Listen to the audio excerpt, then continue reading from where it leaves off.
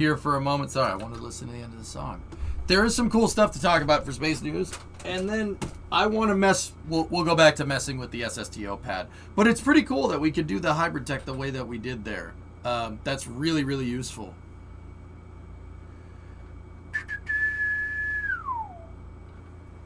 We got Starship updates. There's a bunch of things. Yeah.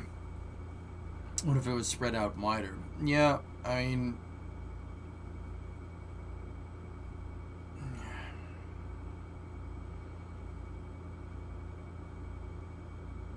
run an ad? Oh.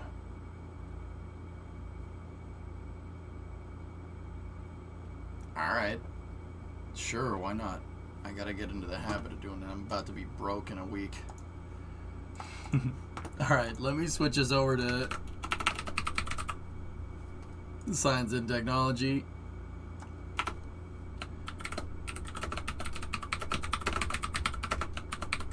DJ's Space and Rocket Review. Okay, house moment. I'll be back in a second here. If you do a chain of ads, that'd be good for a break. How do I do this? I don't even know how to do the damn thing. 60-second ad. There's a raid, squad stream, polls, goals. Discovery, go and throttle up. Fractal gifted a sub to Jay. All right. Well, here. I'll bring the title screen up here, and I'll put on music, and we'll see if it splashes. There should be a 90-second one. I don't know if there's more than that. I really only have the option for 60-second ad. Whatever. We'll run it. Let's see what it does.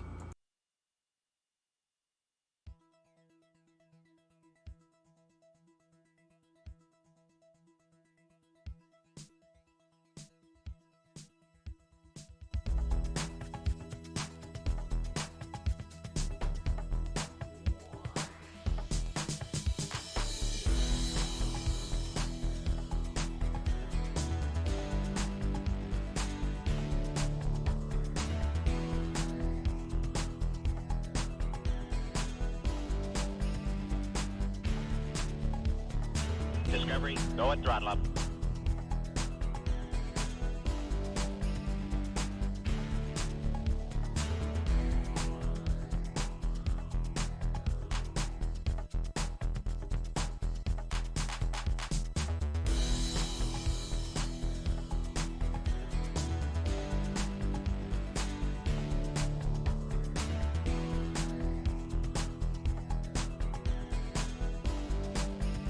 Discovery, go and throttle up.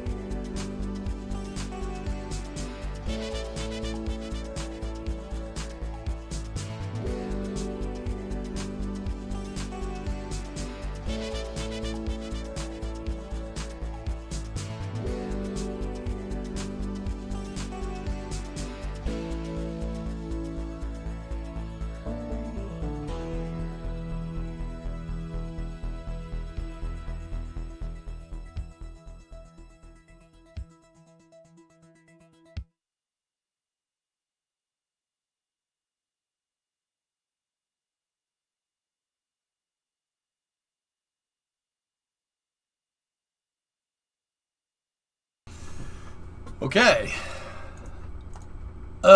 Dude, I'm not gonna lie to you. I get cringe as hell when I even hitting that add button now. I hate. Gross. Gross. All right, let me transfer over the Space News links. Welcome everybody. No break today. All right, so we got some space station videos to watch. That's cool. There is big news going on with the ISS, but it's not. It is what it is. We'll check in a moment. All right. NSF Cape flyover video. Cool. You guys want to do some good news, then bad news in the middle of SpaceX, and then in the middle of space. I was about to say SpaceX news. It pretty much is that, isn't it? Want to get all the stupid stuff out of the way? Because there's good news. There's a lot of good news. There's a little bit of weird news. Actually, there really isn't any bad news per se. It's just stupid stuff. Joe landed his booster. When the video comes out, tape, we'll show it. Stupid news first. I can do that.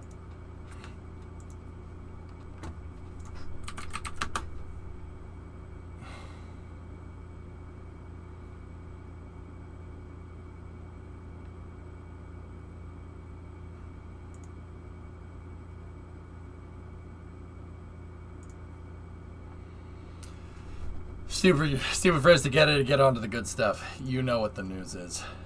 Vasia, don't you? You know what the news is, dude. So Dmitry Rogozin, the head of Roscosmos, or the former head of Roscosmos, stepped down from the head of Roscosmos, and he actually, I think he got what would be akin to a promotion.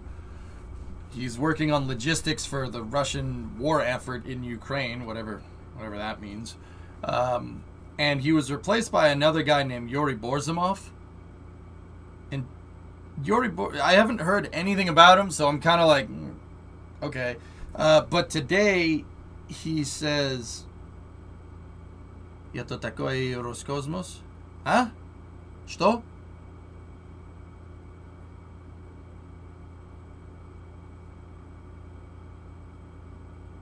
Илья, что это такое? Huh?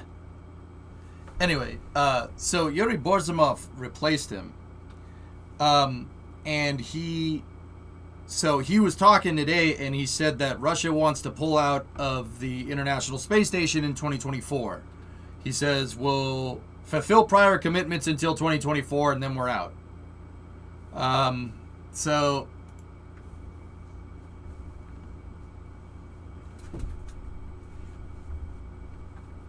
So I'm not like.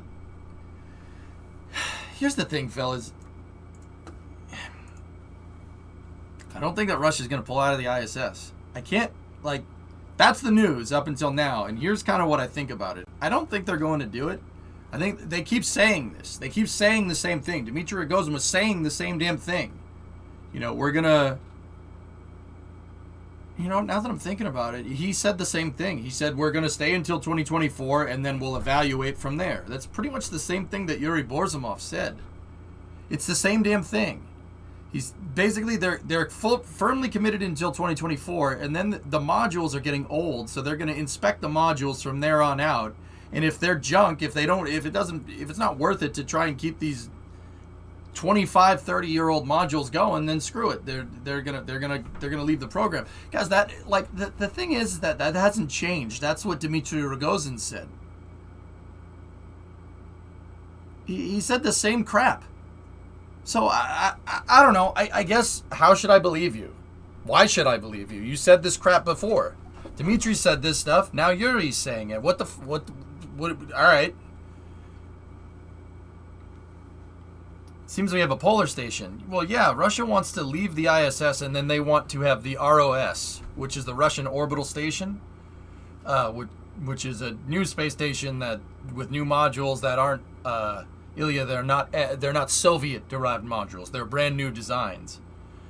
There's a problem with Zarya because NASA funded. Well, just keep in mind, Whitney, them pulling out of the ISS project doesn't mean that they're going to deorbit the modules or separate the modules. I remember I used to do a good amount of Russian translation, before this year, on like exactly what that meant. And what that meant was that they're not going to the modules aren't going to detach. They're not going to detach. They're just not going to support them anymore. If the U.S. wants to keep supporting the Russian modules from there, yeah, sure, no problem. Yeah, go ahead.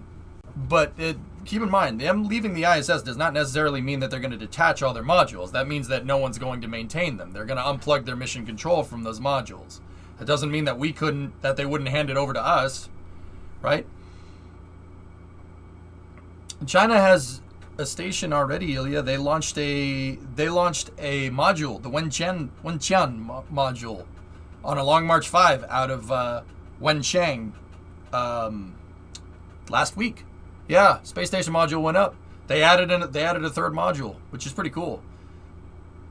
And they didn't dock. They birthed the module. It did a Cygnus. It like got up right next to the space station. Or I'm not even sure if that's happened yet. So I don't know, man. I don't think they're gonna do anything. I don't understand why Roscosmos has this incessant need to terminate all of its contracts. Now I get it. There's East versus West and all that other horse patootie that comes with that. I thought the Cold War ended in '91, man. But it is what it is. If it's some kind of national pride that they're going to pull out of these programs, that's all fine and dandy, but who's going to fund this? Who's going to fund Roscosmos? Because the way they do things over there, guys, is a little bit different than NASA, okay? NASA gets money from the government. Actually, it's funny because it's a huge social program, which, it's massive government. NASA's big government spending, right? At the federal level, right? Roscosmos is a state-owned corporation. So a state-owned corporation means that you are a company. You need to make money, okay? You need to make money. You're a company, and your biggest shareholder is the state, like General Motors. Anyway, yeah, I'm not gonna pass up an opportunity to take a jab at Chevy, of course. Duh, it's me. So that means that the state is a shareholder. And they have a fiduciary responsibility to shareholders. Everybody knows what that means now because of the Twitter deal that went sour, that's going to go to court or whatever. They got to make money. That's the short story. They have to make money. The state can invest money, but they need profit because they're a state-owned corporation. It's different. That's a different thing. That's different than NASA, which can operate at a huge loss because the profit off that is science, right? It's different. So Roscosmos seems to have this incessant need under, the guise of, I don't know if it's the guise of nationalism. I don't know if they need it. I don't know if they mean it. Not need it. I don't know if they mean it. I don't know if it's just bullcrap.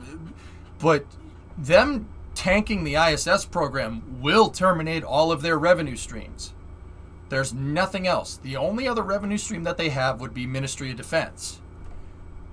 Launching spy satellites and stuff. Hi. Oh, hello. Did you take a break? I did. Darn it.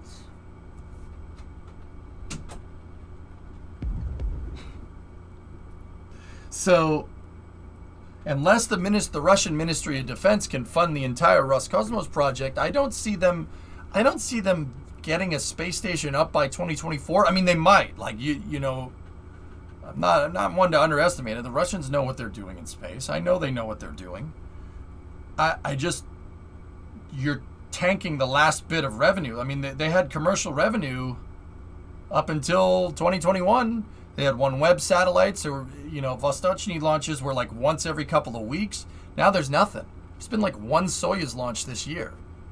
Like, if you really want to tank your revenue like that, because screw the West, I'd be like, all right, I guess I can understand that. Screw them. They're the other guy, right? Like, I understand that. But yeah, I think this is more posturing because if they get rid of the ISS, even if they operate their own space station, who's going to want to fly to that? What do they think? What do they think? They're going to get commercial missions? Hell no. It's all going to be state funded. So unless Roscosmos plans to be something more like NASA, I don't know what the hell I don't know what they're doing. I don't get it. I don't understand what they're trying to do.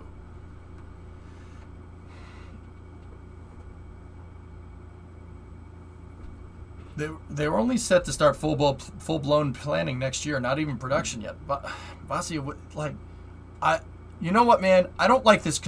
I don't like concern trolling. It's really annoying being like, oh, well, they're screwed. No, like, seriously, what's going to happen when that ROS station is not ready because it's not even close to being done? What's going to happen to the Soyuz production lines? Are they just going to prop it up? No, they're going to freaking can everybody because they have to keep profits. So Soyuz is going to go down the tube. What are you going to replace it with? Oriole? Russia's going to do exactly what we did in 2011. You're going to can all your ways into space. I don't think that's smart. I really don't think that's smart. Elon is going to work for them. Money is money. I don't think he'll do that. Can Russia change their mind up until 2024? Well, that goes back to what I was saying, Livid. It's not that they're pulling out in 2024. It's going to be assessed on an on-need basis from there. That's the important thing to understand. So, once again, fellas, Russia does this. They say this. They say we're committed to the space station until 2024, and we'll see where it goes from there. And everybody freaking says, "Oh, they're leaving." This happens every freaking time, dude. Every time they say that. Trying to find logic in state affairs is not a feasible thing to do this year. Yeah, Galaxy, that's what I'm afraid of. Because even though that country's done all that stuff, man, I don't like still less rockets, less civilian rockets. That's straying away from civilian rockets and straying more into kinetic energy experiments. I don't want that. That's not good. You know, it's just, yeah.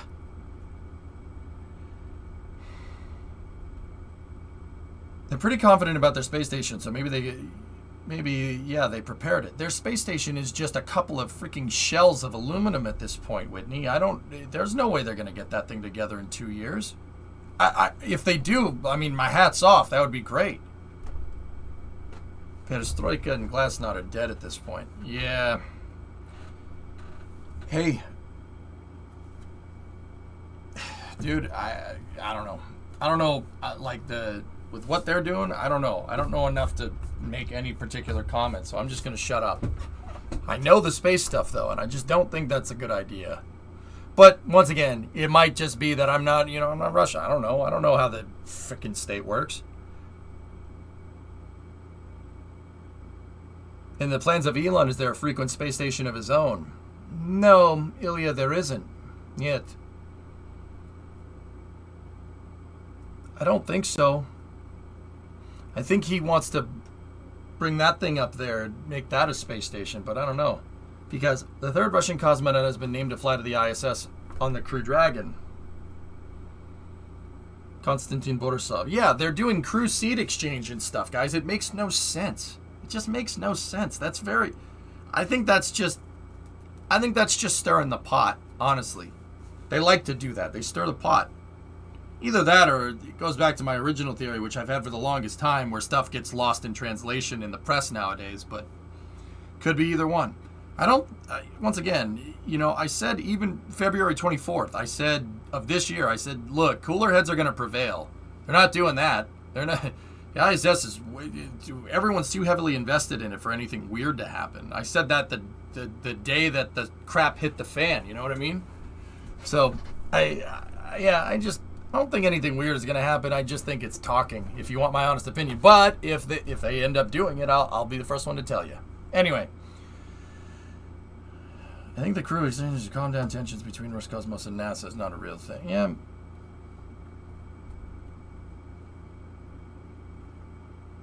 I don't know. I just don't know.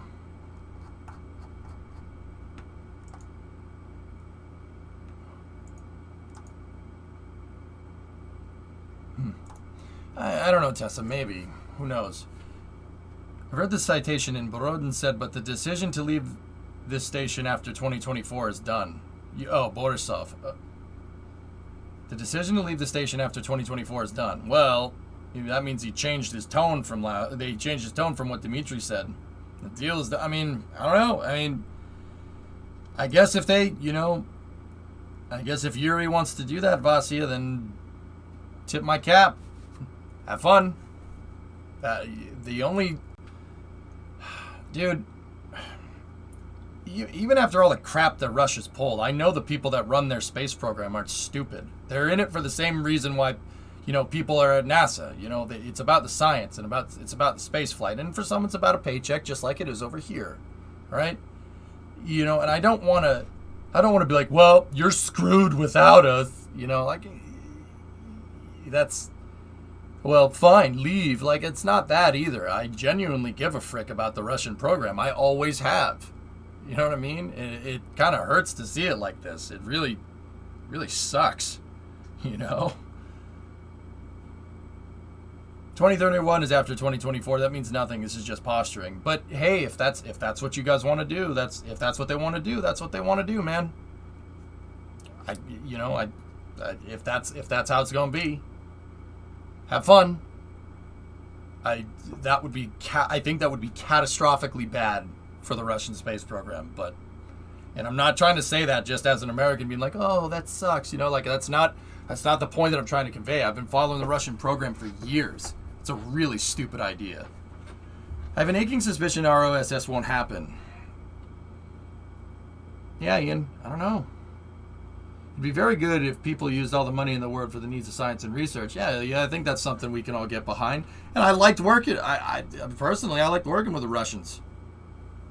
To be honest, I don't mind doing that. That's fine. Kept the peace. It still is keeping the peace, even when we're freaking shooting at each other.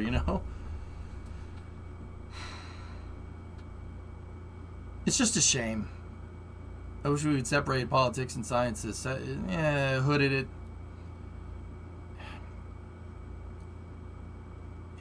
Yeah, I don't know. Trying to uncouple, what NASA and what Roscosmos does from political entities is like saying you don't need an ear, or you don't need this eye here. Let's just detach it. It's not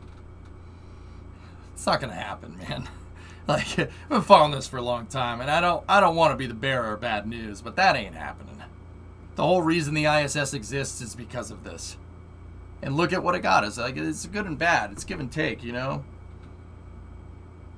just have my popcorn here and watch the crap show unfold. Yeah. Apart from the flag incident, the ISS worked as intended. Don't you heard this already, but James Webb is taking more pictures of Jupiter and some of Pluto and Ganymede. Cool. I'll show the pictures when we're updated. Yeah, exactly, Tessa. I don't think that's going to happen. I mean, the commercial space program could buck that trend, but... Yeah, I think, honestly, them pulling out of the ISS by 2024 without a replacement space station is stupid. There, I said it. That's a really bad idea. And I'm not saying that because, I want the Russians attached to our station, like the Russian space program is NASA's lapdog or something. That's not what I mean. I think that's very bad unless you have some kind of replacement. This isn't like, America versus Russia or anybody else. We know good and well what happens when you cancel something and you don't have a replacement. Bad idea. Very bad idea. And I don't see the Russians making anything new by 2024. NASA wouldn't even be able to make a new space station module by then with their bajillion-dollar budget. That's impossible. I don't even think Elon could do it that quickly. All right. Have fun, dudes. I don't know what you're going to do, but,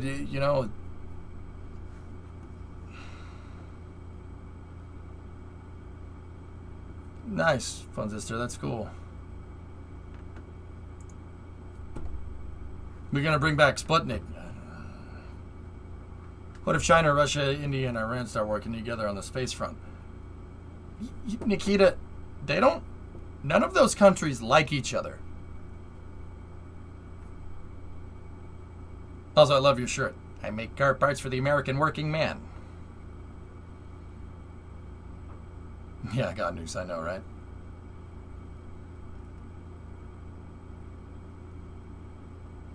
I have F-122 Pines. Predominant bought it for me. I don't have any plans this week, dudes, but I'll get back to you on that one.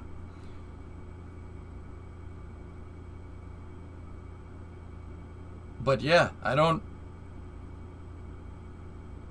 Guys, Russia and China are like... They're not bros, but they aren't enemies either. They're just kind of mutual trading partners.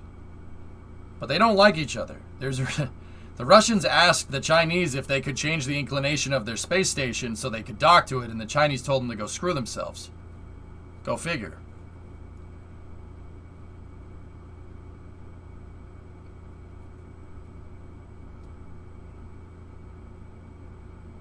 I mean, Nikita, if we're gonna force the they just, I mean, hey, whatever. Like, if we're gonna force the hand like that, I don't think anything good is gonna come from it. But hey,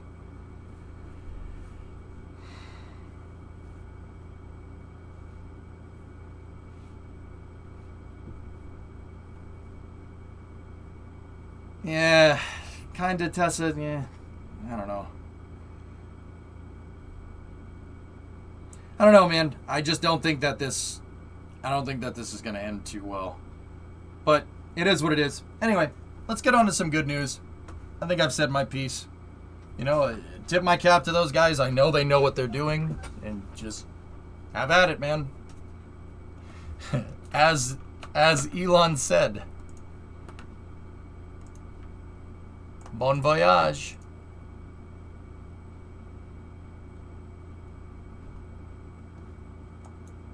See ya.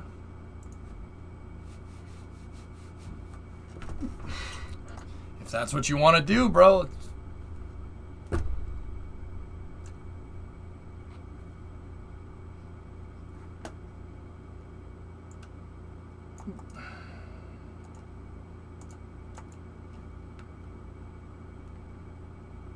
Yeah.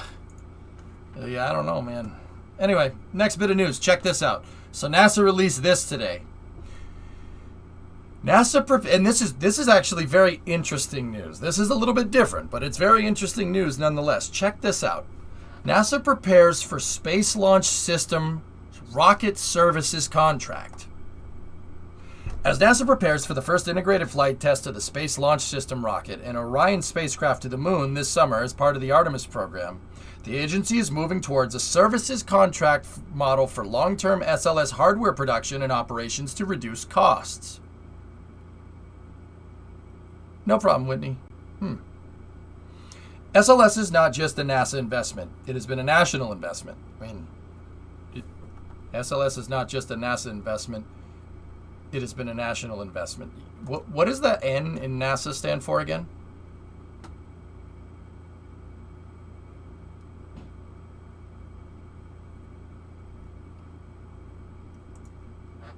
I mean, okay.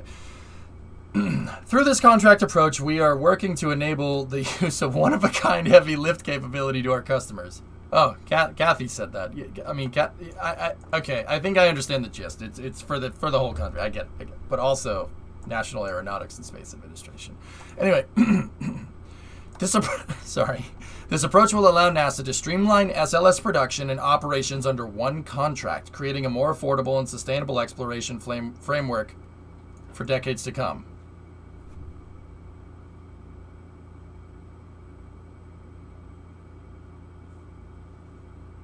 Nobody's? Naval? Nautical? Notional? NASA stands for I need a taco. Yep. That's what it stands for. I'm hungry. Anyway. Savage. Someone. Alright. So, in a pre-solicitation notice for the Exploration, Production, and Operations contract published Tuesday, NASA is proposing to transfer SLS production and associated testing, manufacturing, and transportation facilities from multiple existing hardware procurement contracts to a single launch service contract with Deep Space Transport LLC. Due to the proprietary nature of the processes for manufacturing the SLS rocket, NASA does not expect to recover costs through competition associated with an alternative source's design, development, and testing.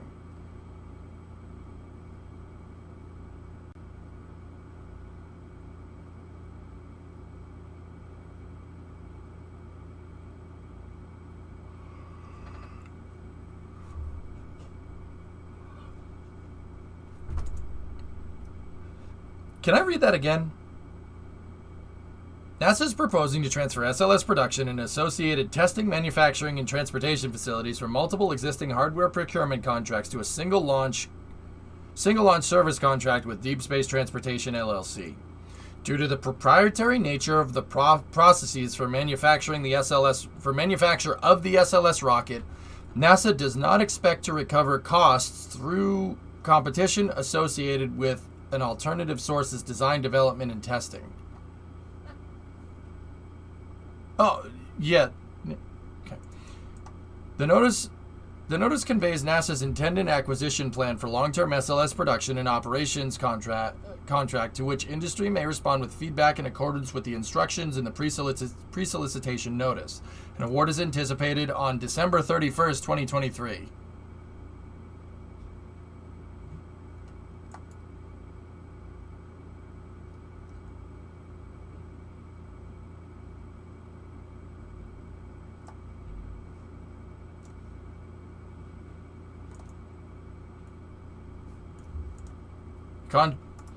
The contractor would be responsible for producing hardware and services for up to 10 Artemis launches, beginning with the Artemis 5 mission.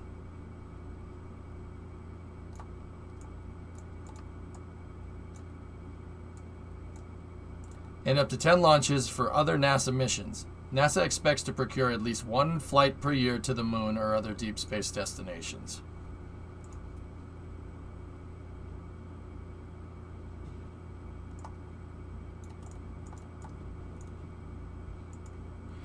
Spanning multiple centers and facilities, the SLS workforce would continue to provide expertise for the first 4 Artemis missions and for future Artemis missions.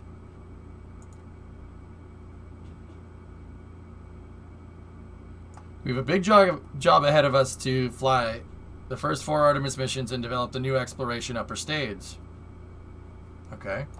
While NASA transitions the contracting approach for long-term SLS operations, the talented team that brought the rocket to the launch pad will also be needed for other projects necessary for the agency's exploration missions. NASA previously issued an RFI in October 2021 and conducted discussions with industry this year to inform the approach to maximize long-term efficiency of the SLS rocket.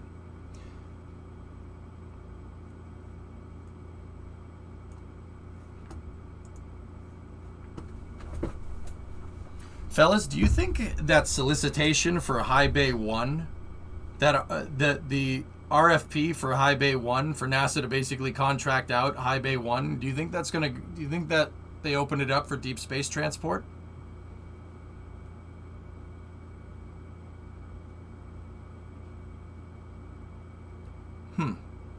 It means they won't open a tender process for the manufacture of SLS. What does that mean? What tender process? Refresh my memory, Fumble. Nope, 1 high bay is enough. Deep Space Transport is basically the United Space Alliance of SLS, from all I'm reading here. Well, Loopy, we got that part. But why? Yeah, no, they did the same thing during the shuttle, guys. That's an important thing to notice. Or important thing to note, not notice. They did the same thing during the shuttle program. They basically, a commercial contractor ran the entire shuttle program, and NASA astronauts flew on it. But that commercial contractor was wholly owned by NASA. United Space Alliance is what it was called. It wasn't wholly owned by NASA. It was a joint venture between NASA and Boeing, if I'm remembering correctly. Do you mean for SLS deep space transportation or for commercial deep space transport?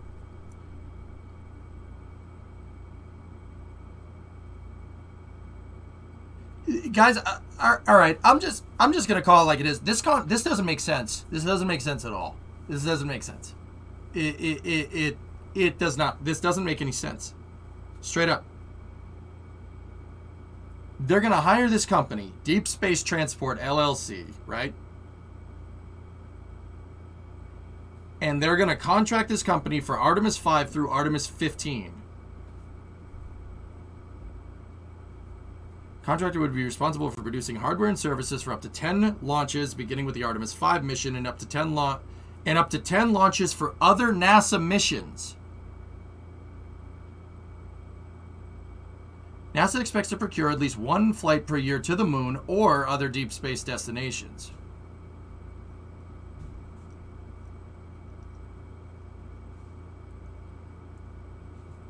So this contractor will basically be on the books for 20 SLS missions. It's not a block buy, but yeah, no, it's not bad either. I'm just...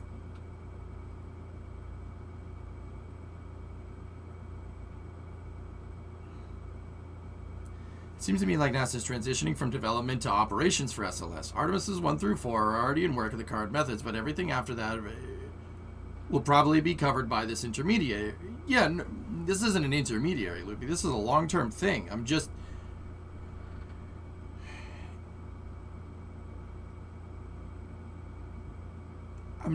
wondering. This is for 20 missions, and it's going to start in 2023. The award for the contract is anticipated 2023. Okay. We have a big job ahead of us to fly the first 4 Artemis missions and develop the new exploration upper stage. While NASA transitions the contracting approach for long-term SLS operations, the talented team that brought the rocket to the launch pad will also be needed for other projects necessary to the agency's exploration missions.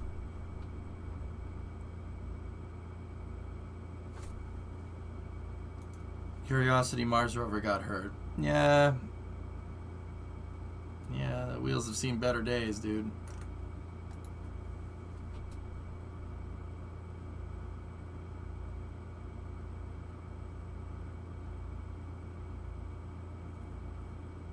What else are they going to work on? The talented team that brought the rocket to the launch pad will also be needed for other projects necessary for the agency's exploration missions. Like what? Deep Space Transportation formed on March 18, 2022. Discovery, go and throttle up. Hey, Ivo.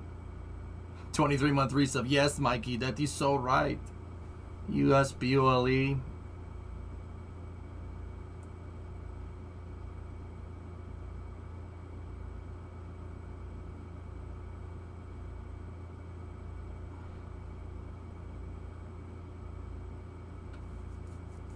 Gateway stuff for sure.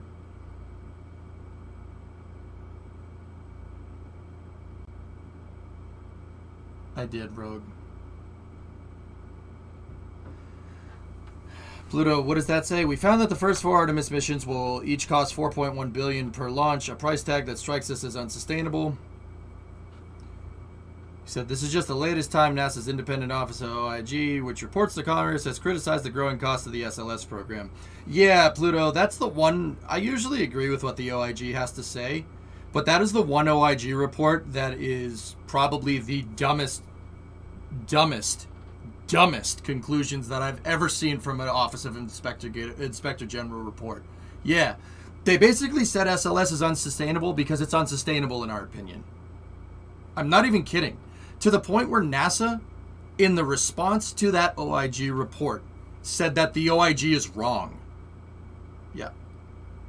That is the dumbest conclusion I've ever heard. Guys, yeah, that was the OIG report where they said SLS is unsustainable because in our opinion it's unsustainable. No breakdown of development costs being roped into launch missions, infrastructure being upgraded, roped into launch missions, no, nothing like that. It's unsustainable. Because why? Oh, it's because it's our opinion that it's unsustainable. I'm not even kidding. They said in our opinion this is unsustainable.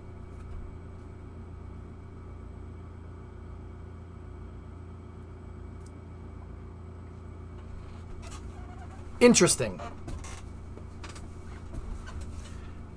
The only reason why SLS is going to launch to the tune of $4.1 billion a launch is because you have to rope its ridiculous development history into cost of launch, because that's how NASA finances work. You don't just... Okay, think about it from a more commercial standpoint. Say you invest $1 billion into building your rocket, okay? And then at cost, the rocket costs $50 million to make, right? And then every time you launch it, you make $60 million. You launch it for, you charge $62 million to launch it, okay? How long is it going to take for you to recoup your investment? It's going to take a long time. NASA can't do that. They have to rope their development costs into launch costs, which is hilarious to me. That's really stupid, because you're financing NASA like a private company, even though it's not a private company. But I digress. So basically, it costs $2 billion to launch to develop this rocket, right? Let's just make up some numbers here. It costs $2 billion to develop our imaginary rocket. It costs $50 million to make a stack for this rocket, right? But we need to rope our development costs into the price. So instead of charging $62 million for a launch, your first launch is now $500 million. Your second launch is $500 million. Your third launch is $500 million. Your fourth launch is $500 million. And then after that, you can launch it for $50 million. You can launch it for $60 million. You can launch for what it's worth, right? See what I'm talking about? It's hilarious to me that somebody looked at that and said, "Oh, this is unsustainable."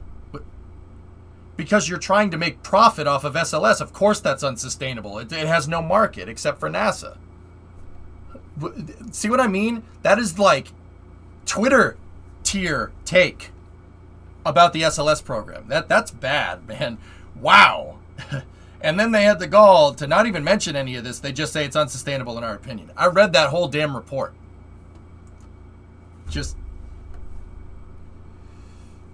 I'm curious, if we book 50 launches, how much it would cost per launch. Well, the cost is going to go down, one, because they're contracting out the integration, Pop Bear. That's what this article is about.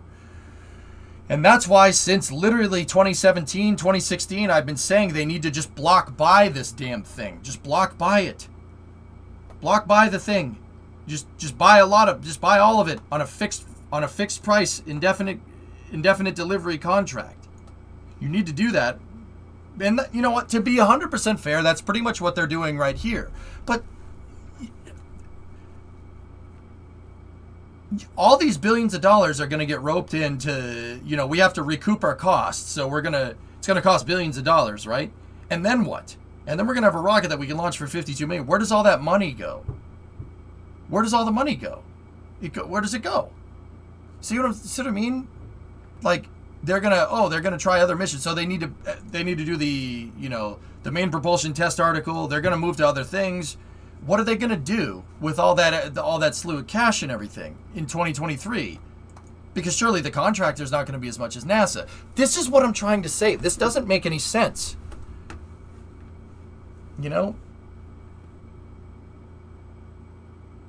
This is weird.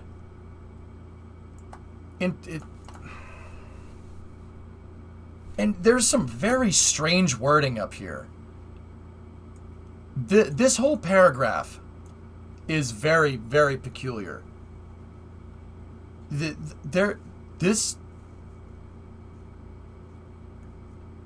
Dude, I'm having trouble keeping track of all this. This doesn't make a lot of sense. So if I'm kind of rambling here, I apologize. It's this one. Due to the proprietary nature of the processes for manufacturing the SLS rocket, NASA does not expect to recover costs through competition associated with an alternative source's design, development, and testing. Why would they feel the need to mention that? It just means that there will be no public bidding. It's directly awarded to that company because essentially only they can make it. Okay, that makes sense.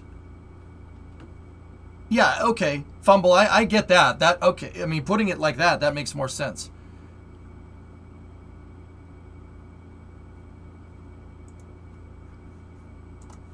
Let's go to this pre-solicitation here. Whoop. Whoop. Whoop.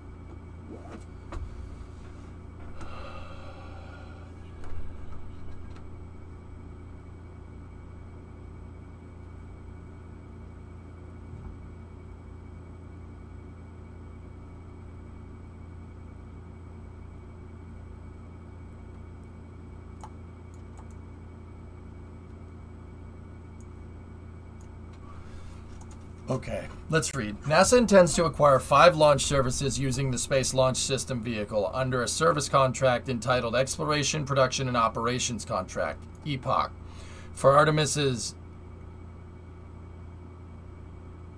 5 through 9. What? Wait, that's... Am I call the Bondulants am having a strunk? That's not what the thing just said.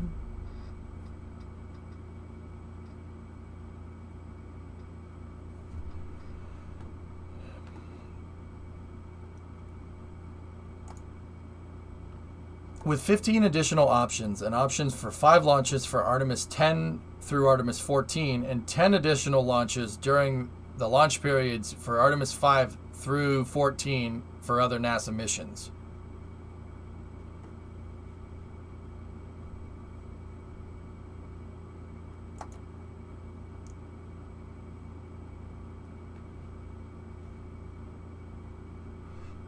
Okay. Yeah, all right. That's just a very, very peculiar way of saying what the other thing said. So, they have 5 missions here.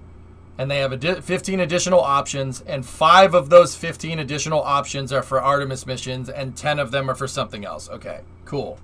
All right, that makes sense. This effort may result in multiple contracts to cover the launch services, as well as tasks associated with transition planning, concept of operations, and transition activities, to include moving from existing hardware procurement contracts to a single launch service contract. The SLS vehicle is we know what SLS is. The EPIC contractor will provide all launch services by use of NASA facilities and use for SLS manufacture, testing, transportation, and other facilities identified by NASA.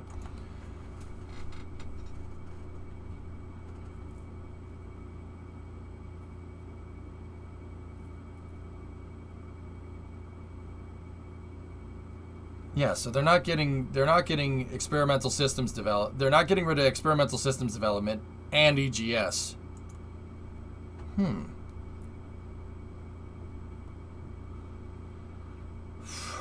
NASA's use of the Space Launch System is established by law. Specifically, 51 U.S. Code 20302 describes a vision for space exploration and requires NASA to establish a program to develop sustained presence in cislunar space or on the moon, to promote exploration science. Yeah, we already knew that.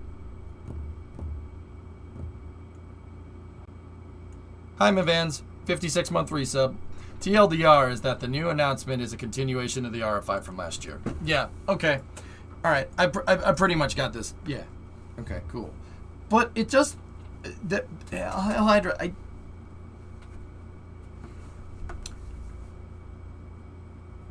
Something about this isn't right, and I can't put my finger on it. Something doesn't make sense.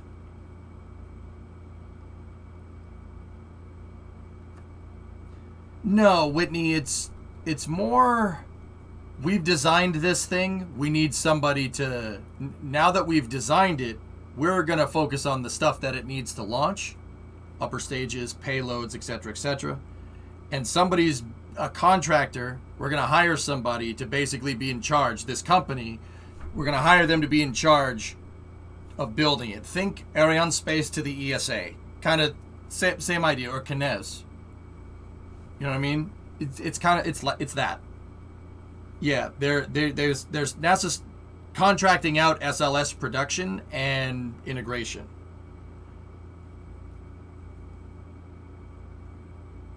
It's just, I don't know. I can't help but think in the back of my mind about that High Bay 1 solicitation. Now, chat, here, let me play this one off your mind.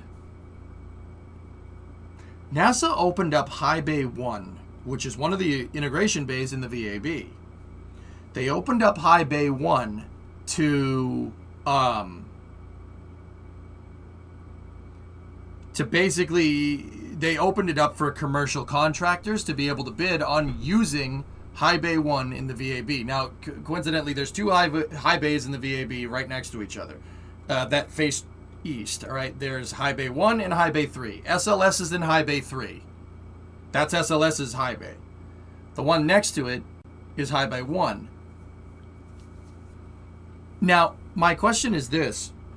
Would NASA, if they're going to contract out SLS manufacture, production, and integration, if they're going to contract out to Deep Space Transport LLC, does that technically mean that they have to have it? They have to have an RFP. They have to put out this contract for a commercial company, which is Deep Space Transport is a commercial contractor for NASA.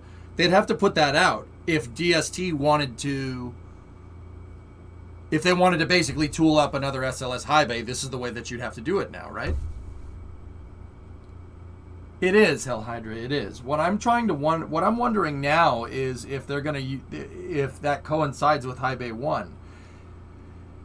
You know what I mean? I'm wondering if they're going to retool a second high bay, and NASA's going to work on the second mobile launcher themselves, and DST will retool the high bay. Or Exploration Ground says they'll hand over High Bay 3 to DST, and NASA will take High Bay 1. But if that was the case, and the reason why they do that is because they need to retool a pad for SLS Block 2 or Block 1B. You need a different high bay, and you need a different mobile launcher. My main question is, why open up High Bay 2 to DST if you're only going to launch one SLS per year?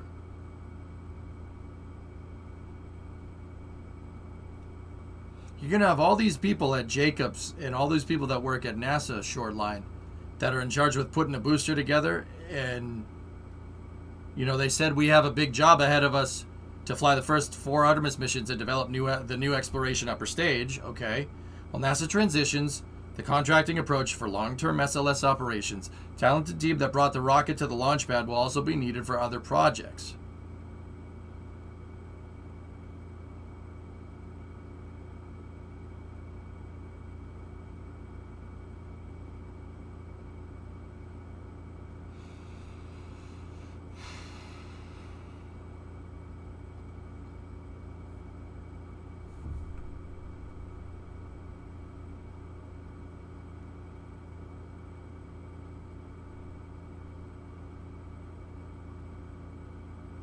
Zero reason for a second high bay. We're not even going to get yearly launches until 2027, 5 to 6 years from now. If you want to lease it, you don't wait that much. Something.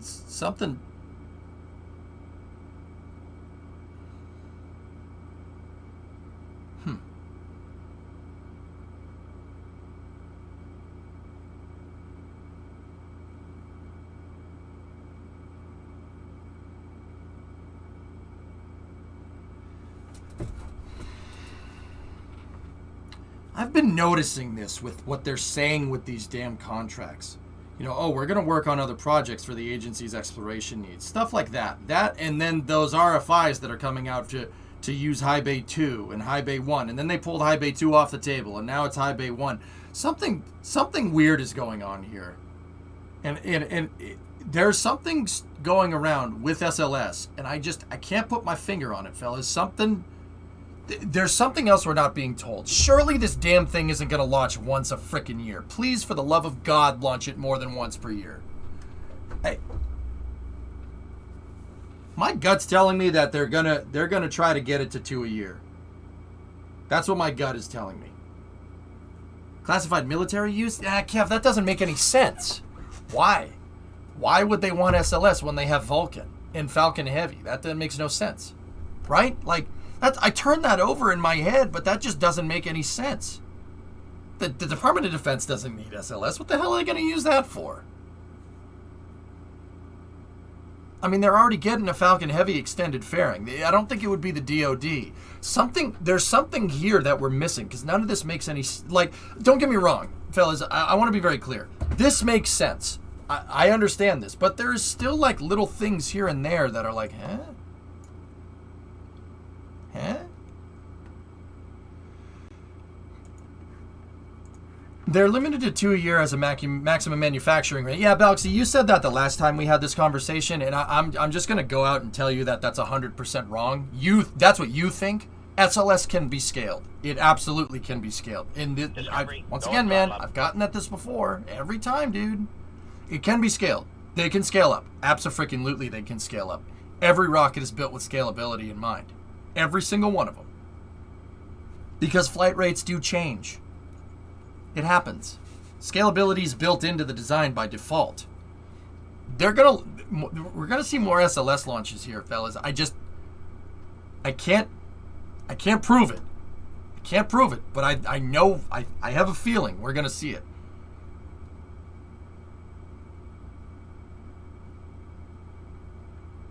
Interesting. We had this conversation before. I literally sent you the NASA document saying that it's until 2030 it's limited to 2.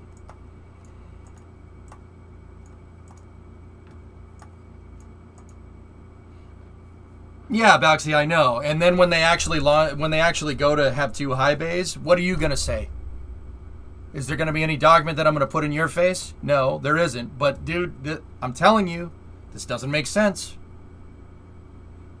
They're going to work on other projects, and this just conveniently coincides with a High Bay 1 RFI. For High Bay 1, why would NASA do that? That's the High Bay that put Apollo 11 together.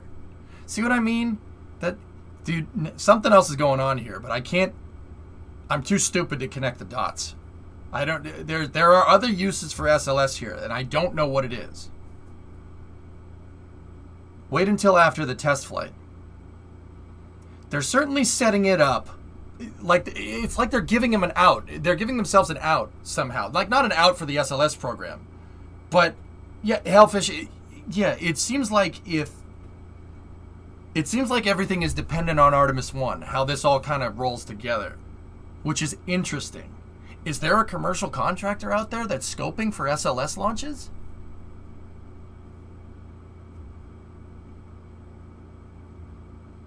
It's just so convenient. It's such a convenient out. Like, that makes no sense. Stupid isn't the right word. I'd say it's more information poor. You don't have the data.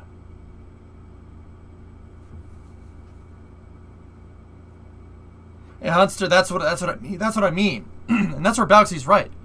Even if you can scale the production line, which I know you can. I know that can happen. I know that they can scale it. I could tell you by how the thing goes together. Who the hell wants more SLS launches? Who the hell wants that? But you know NASA's building a second mobile launcher. You know they're building a second mobile launcher, right? Discovery, go at throttle up. And unless you're going to have an insane amount of downtime in any of these Artemis missions, right, to retool High Bay 3 for SLS Block 1B, that makes no sense. Right? Think about it. Artemis 1 is launching this year. Artemis 2 is going to be in 2024. Artemis 3 will be in 2025 or 2026. Let's say 2025. Let's say NASA actually adheres to the schedule for a change. Just play devil's advocate with me. Artemis 4 is in 2026. And then they transfer over to deep space transportation, right? So they're going to do Artemis 5, blah, blah, blah, blah, blah, blah, right? 5, 6, 7, 8, 9, 10, etc., right?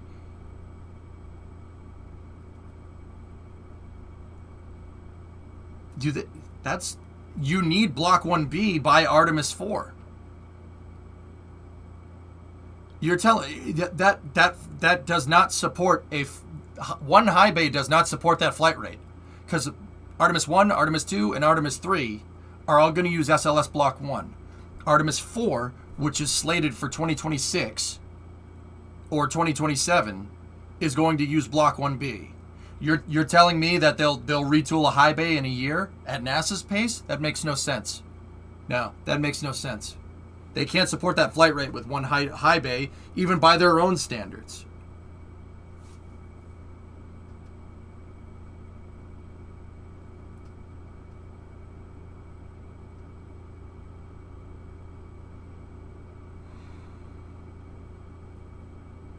I was told about a month ago that ML2 is going to be done and standing by Q3 2024. Okay, goalie, that's fine. Say ML2 is done by 2024. You don't have a high bay that you can put a rocket on that can put that rocket together correctly. Because ML2 is designed for SLS Block 1B, which that tells me that Block 1B will be done by 2024, 2025, right? This schedule doesn't make sense, dudes. I'm telling you. Night, Sun Temple. The customer for SLS is NASA, so the main question is what NASA is planning for SLS, which is impossible to know at this point. We need to start tooling one in the next 5 to 6 months.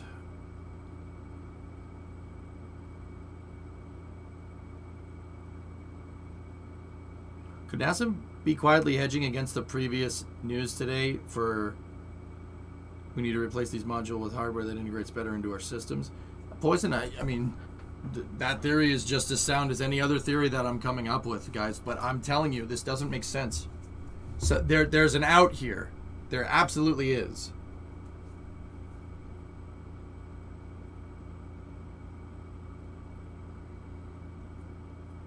Because even with a 2-year gap in flight rate between Artemis 3 and Artemis 4, still not enough time. Still not enough time to retool a high bay. It took them freaking years to retool high bay 3. That's still not enough time. And now you're going to have 2 mobile launchers? What are you going to do with ML1? Where's that going to go? See what I mean? Like, this doesn't... The logistics of this don't make any sense. Do you think NASA is hoping no one rents high bay 1? No, Hellfish. I think... Okay, so here's my personal opinion. I can't prove it. This is based off just what I'm seeing here. I think that they put out that lease for High Bay 1 because Deep Space Transportation is going to bid on it, and they're going to retool it for the second mobile launcher, while NASA is operating Artemis 1, Artemis 2, Artemis 3, Artemis 4. I think they're going to pay them to retool that high bay for SLS Block 1B. That's what I think is going to happen. Yep.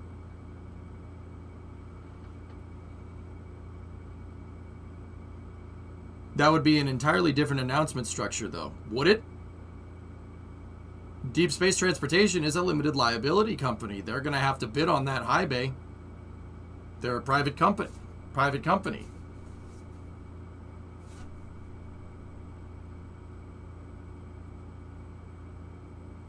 And NASA could just award them the High Bay 1 contract because apparently, we're going to award the High Bay contract to them because they're the only ones that can do it, which is basically what they said right here. So it's very clear that they can do that. I think that's what's going to happen. I think we're going to get 2 high bays here. The flight rate doesn't make any sense.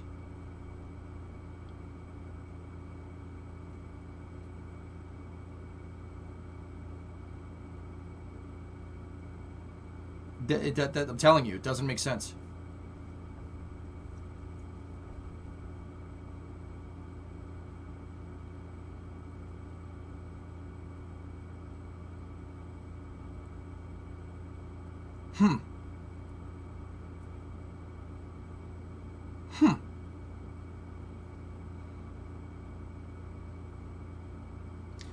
Yeah, no, that's weird. And either way, it's good news. Deep Space Transportation, that's good. That gives us way more structure for long-term SLS. I'm going to go out right and say, and this could be affecting my judgment a little bit. I'm not going to rule that one out. However, 1 launch a year is not enough. That's not sustainable in any way, shape, or form. NASA keeps talking about sustainability. They keep talking about sustainability. They keep using that word. We need it to be more sustainable. That's not sustainable at all. Yeah, that's not sustainable at all. In fact, with once a year flight rate, you could even get ballooning costs and not shrinking costs if you don't, because there's going to be so much idle time. There's going to be so much idle time with all the people that work on SLS putting those rockets together. It doesn't take them a year to put one of those stupid things together. It didn't even take a year for them to put Artemis 1 together. I'm talking like physically stack this stupid thing. Didn't even take that long. And they're already working on Artemis, all the other SLS core stage, which, yeah, see, and we know that they can go faster than this. So now we're going to have downtime. Downtime is bad for a spaceflight company or a space program. That's bad. Yeah, that's bad. Sorry to say, but Congress doesn't care about sustainability. What do they care about then, Nikita?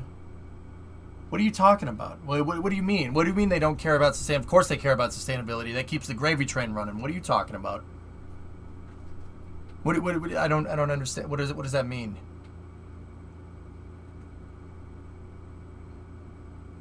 NASA goal for SLS is 2 launches a year, so maybe this is the play. I have a feeling it's going to be High Bay 1 ML2, High Bay 3 ML1, later to be taken over for a mega return High Bay 2 Starship. Yeah. Because by that definition, guys, you want to make it more sustainable, launch it twice a year. That's a bigger gravy train. That's what I don't get. You know, everybody's like, oh, jobs program sustainability. What are you talking about? Okay, fine. We want to make it more sustainable, launch it more. Launch it more. That'll make it more sustainable. Right? It doesn't make any sense. It's very weird. Like, I'm wondering if SLS... Yeah, Poison, you said this already. I wonder if, like, are they going to launch, like, a space station with SLS or something? Like, you got to put another space station up there? Like, what are we going to do with that? Is NASA going to build their own lander? Like, they have other projects necessary for the agency's exploration missions. Are they working on a lander? Because surely it's not just BOLE, like the booster obsolescence and life expectancy, right? Certainly it's not just that. It's not just BOLE and SLS Block 1B with the upper stage, right? Surely it's not just those things. That's 2 things. That's no problem. Now, don't get me wrong. I know NASA works at a snail's pace. I get it. I understand. But that's what I mean, dude. Something's weird. We're not... Hokie, you said it right. We're not getting all the data here. There's something that I'm missing. And there's something that I can't put my finger on. But then again, maybe I'm wrong. I don't know. Who knows? Can SLS handle something like web? Of course. Duh.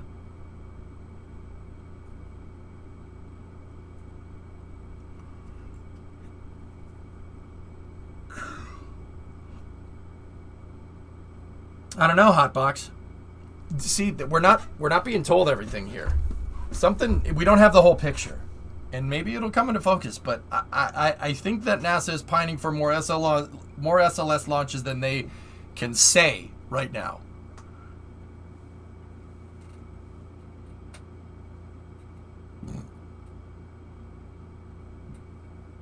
It's interesting. We need the shuttle to go up and replace the panel. Wait, never mind. Wild conjecture. Maybe they're low-key planning for Mars missions in order to keep up with SpaceX. Fumble, that's something that I would find to be a lot more realistic. Because NASA's stated goal is to go back to the moon to learn how to get to Mars, right? So maybe there's more long-term infrastructure here that we don't know about, you know what I mean? Is Artemis once a year or is SLS? The contractor would be responsible for producing hardware and services for up to 10 Artemis launches beginning with the Artemis 5 mission. And then 10 launches after that for other NASA missions.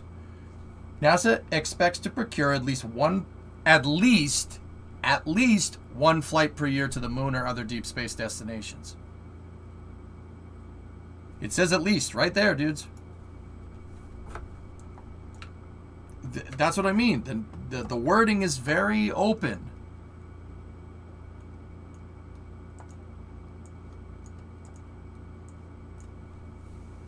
Huh.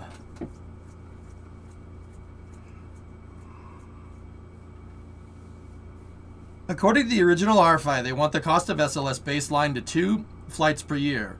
So if that is the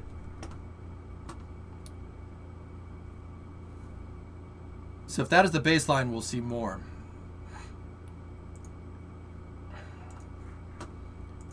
With the budget they could barely return to the moon. Good luck beating SpaceX to it. I don't know what beating SpaceX has.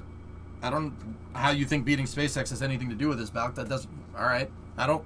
Remember, you remember NASA's working with SpaceX to go to the moon, right? It's not one or the other. NASA astronauts on a SpaceX lander. Remember that whole HLS thing?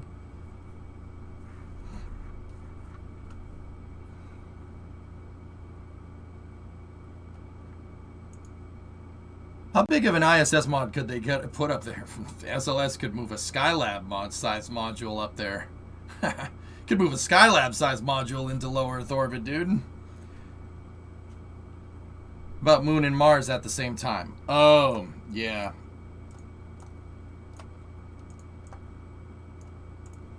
Yeah. Or other space destinations in an official capacity. Just nice to hear that we're there. Yeah. Interesting.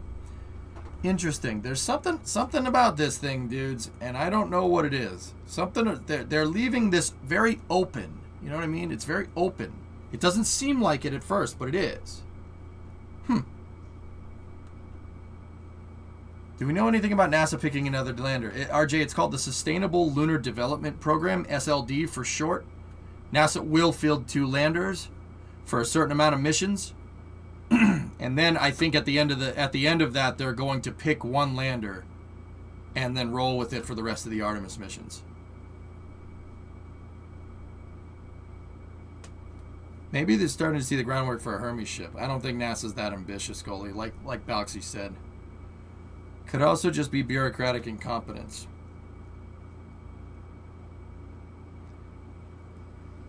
Hellfish, I find that to be a catch-all term.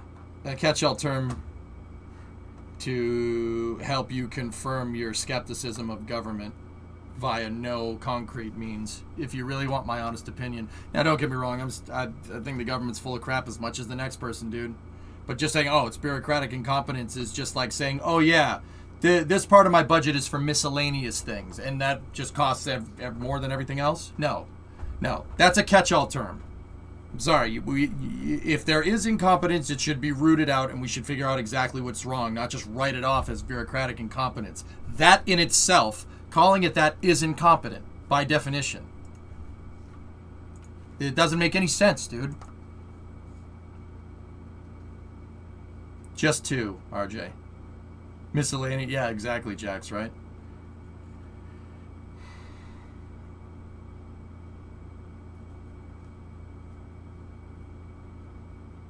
$5666. Loopy, I have no idea what happened to that bill. It was 5666 was a good idea. There was a lot of good ideas in there. But then there was a Senate bill that got proposed in late 2020 that I freaking couldn't stand. I thought was really stupid. I like the way you think. Yeah, exactly, RJ. I'm thinking. I don't just write everything off under a generalization. It's almost like this is about rocket science, and it's a little more complicated than that. Conspiracy theory. SLS could cost about $100 million to build, and we're actually building B304s. Hunster, if I had to put a price amount of manufacturing this whole dang thing, manufacturing it, building all these parts, putting it all together, putting it on the pad, and then launching it, I would probably estimate that the cost is about $400 million. $400 to $500 million for a launch.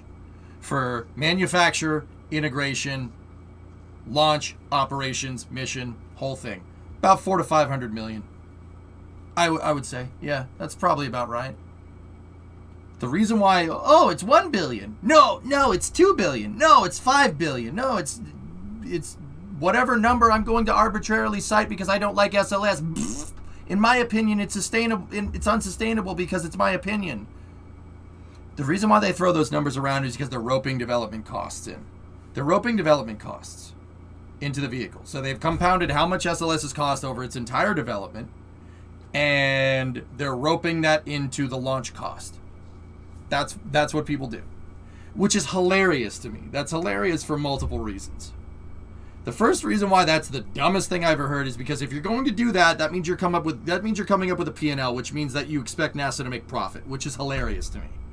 That's like someone going, yes, we plan for a $100 million profit here in the first quarter at the U.S. Post Office. It's like,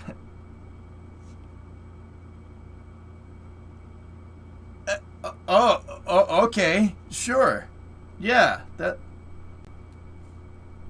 All right. How much was the shuttle per launch? $400 million, give or take, Dak. Yeah. So, didn't NASA get ordered to study the feasibility of constructing a Mars transfer vehicle with SLS? Something like that, Loopy. You do realize that Delta IV Heavy costs that much, and that's not roping into development costs. Oh, Jesus, dude. Do you even listen to me? The reason why Delta IV Heavy is so damn expensive is because of infrequency of launch. It doesn't launch very often. It hasn't launched very often. See what I mean?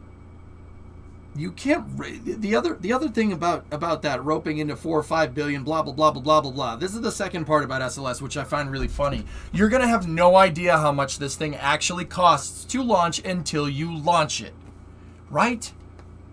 Right?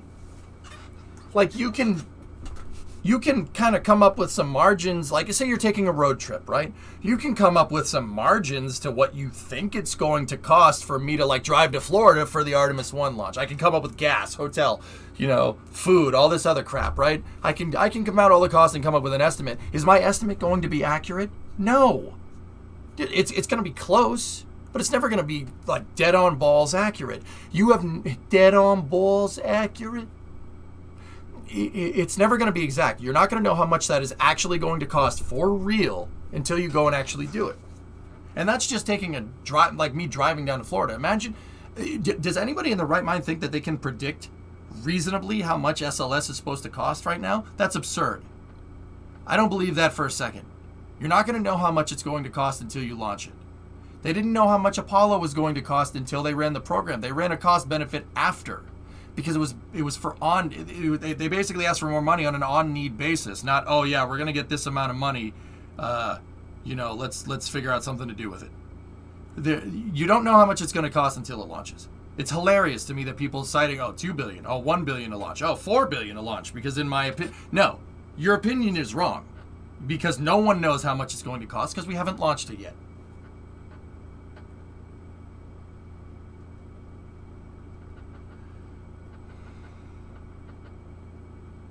It's an industry term used by NASA engineers. Yep.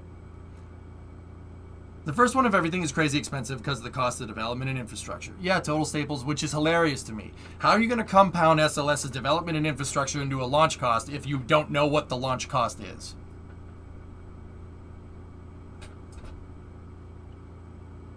It makes no sense. That makes no sense, dude. These people are full of it. They're full of it.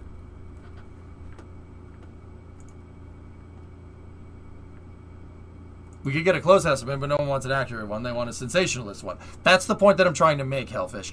I think it's going to cost $4.1 billion, in my opinion, because it's my opinion, and I think it's unsustainable. Some bonehead put that on a congressional record and filed that as a report with NASA.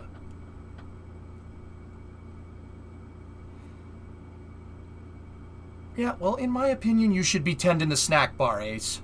Jeez. It's not like it's rocket science, right? Yeah, that's it. Ugh. Do you think that OIG miscalculated by 10x? Balaxy, there's no way that one OIG report says it's going to be 1 billion one year. Another one comes out the next year. A GAO report comes out the next year, says 2 billion. And then another OIG report comes out the year after that, and the guy says 4 billion. Are you telling me, are you seeming to imply that there's someone at NASA that's going to make a $1 billion discrepancy? Or is it just based off of your opinion? Well, we got the answer in that last OIG report saying it was the guy's opinion that it's unsustainable.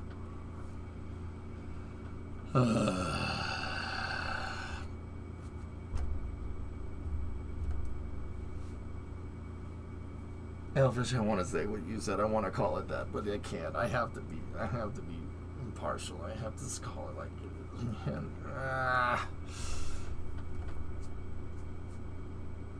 Look, the agency needed to buy a lot of solid gold toilets.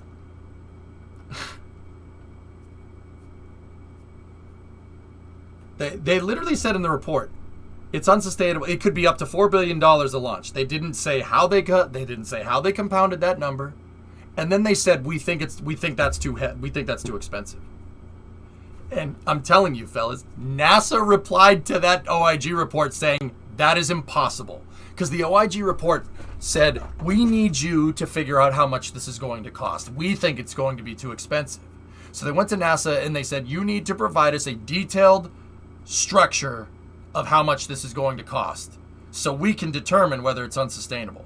I'm not even kidding. That's what they said. And NASA came back to them and said, how are you gonna have us come up with a detailed cost of how much this is going to launch if we haven't launched it yet? They replied to the OIG report and disagreed wholeheartedly about the price of SLS per launch and providing a detailed report. You guys can go read these GAO reports. NASA said, no, you're an idiot. Wow, you're stupid. Hey, Pi, what's going on? They also never define sustainable. That's what I mean, Hellfish, yeah. Now, that's more specific. That OIG is not defining sustainable. He defines sustainable off of an opinion. I don't give a frick who you are. That does not happen with rocket science. That doesn't work that way. That's why that OIG report is butt-kissed, man. It's full of crap. There's no way. There's no way that costs that much. I'm sorry. There isn't.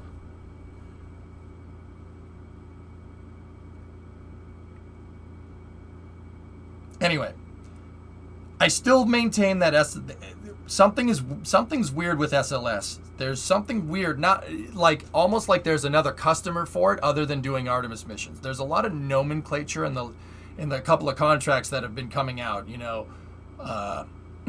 like, 10 other missions, 10 other NASA missions, and then the RFI for High Bay 1. There's some weird stuff going on. Well, it's not weird. It's just, this is a process, and I understand you can't just award everything at once. That's too much bureaucratic stuff to get through all at once. I get it. Dude, my gut's telling me that SLS has another customer. And if SLS has another customer, that also means that these prices that people are citing is horse crap. That's where I'm at. I honestly think that High Bay 1 is gonna get retooled for SLS Block 1B. And NASA's gonna need, or Deep Space Transport is going to need more SLSs because there's another customer. I don't know who it is though. It doesn't make any. I can't figure it out. I have no idea. The Space Force? Mile, maybe, but that doesn't make any sense. More likely they're going to use it, guys. All right, you want a better opinion? More likely they're going to use SLS to launch deep space missions, so missions to like Pluto, or kind of missions like Europa Clipper and stuff like that. I think they said they're going to do it for 10 other NASA missions, not Artemis missions. So maybe they're building transport vehicles. Maybe they're building a space station. Who knows? Hey, Metric, 55-month resub. Maybe they're using it to launch a commercial space station. I just don't... Or maybe they're launching another NASA space station. Maybe they want to replace the ISS. Maybe they thought Gliad was stupid. I don't know. But, Mile, I don't know if it's the Space Force, dude. I don't know. Maybe? That doesn't make any sense. Europa Clipper didn't get canned. It moved to Falcon Heavy, RJ, which is hilarious because the costs are going to balloon, ironically. They're going to balloon, ironically, because the idea for switching it to Falcon Heavy was based off of the fact that they think SLS is too expensive. But they can't even define how expensive SLS is. Enjoy your ballooning costs because you changed what the satellite was going to do. You changed the launch vehicle halfway. Changed your stakeholder expectations. Uh-oh. The problem with this is that the science part of NASA said no SLS for them until the late 2020s. Yeah. It's interesting, Doxy. Interesting. My gut's telling me something else is going on here, but who knows? I don't know. Could be wrong. Could be wrong. I'm finishing. It's weird to hear how NASA funding works. Maybe the Russians in the new Cold War will make NASA and space relevant now. Please, that'd be nice, man. That would be nice. So that's probably early 30s for non-Artemis SLS. Yeah, see, probably. You use that word. Probably. What I'm telling you is that there's open script here. In all these contracts, there's open nomenclature here to suggest the opposite of that, Doxy, but you seem to be very, very intent on that opinion, so great, that's your opinion. My opinion is that you're wrong. Cool. We're not going to get mad at each other because we disagree about something, because only children do that, right? Right? Am I right? Unless you work for Congress, you don't know either. I literally said that like multiple times. Okay, cool.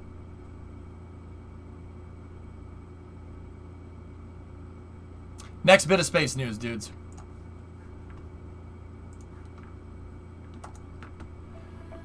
Speaking of space stations, this is coming from Northrop Grumman.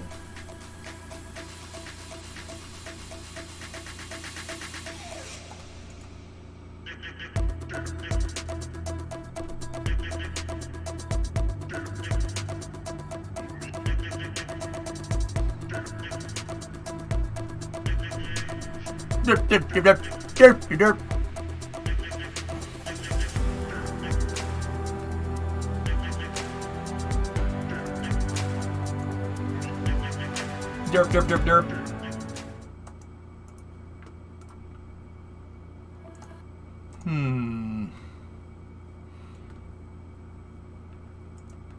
Speaking of Europa Clicker and increased cost of Falcon Heavy.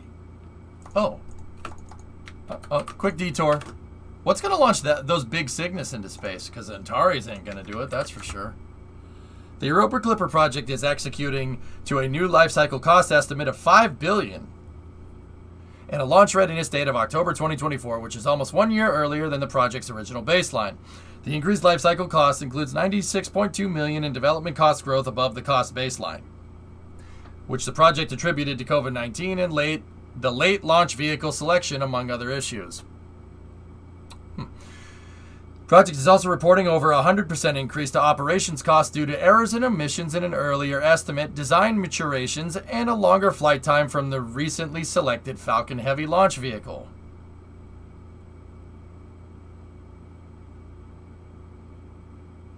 I didn't line it up this way for no reason, Mile. In addition, the project's schedule is currently at risk due to late hardware deliveries for several subsystems and instruments, which have been delayed due to technical reasons in COVID-19. Technical issues in COVID-19. The project is considering several options to mitigate schedule concerns. In addition, the project is monitoring its solar arrays, which are at risk of being delivered later than planned. To mitigate the potential delay, officials are developing plans to install the arrays at the launch site.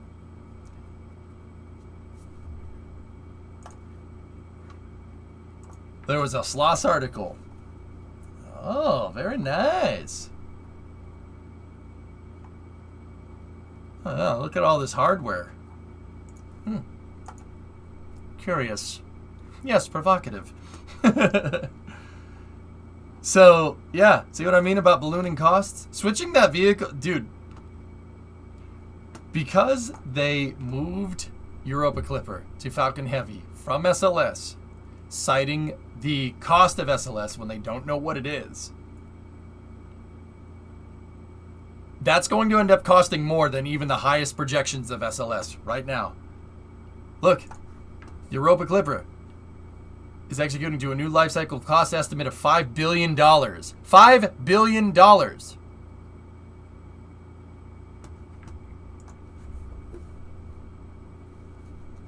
Tell me it costs $1 billion to make a satellite and a lander like that? That's taking into account the GAO's price of SLS. $4.1 billion a launch. That's $1 billion of development for the whole mission.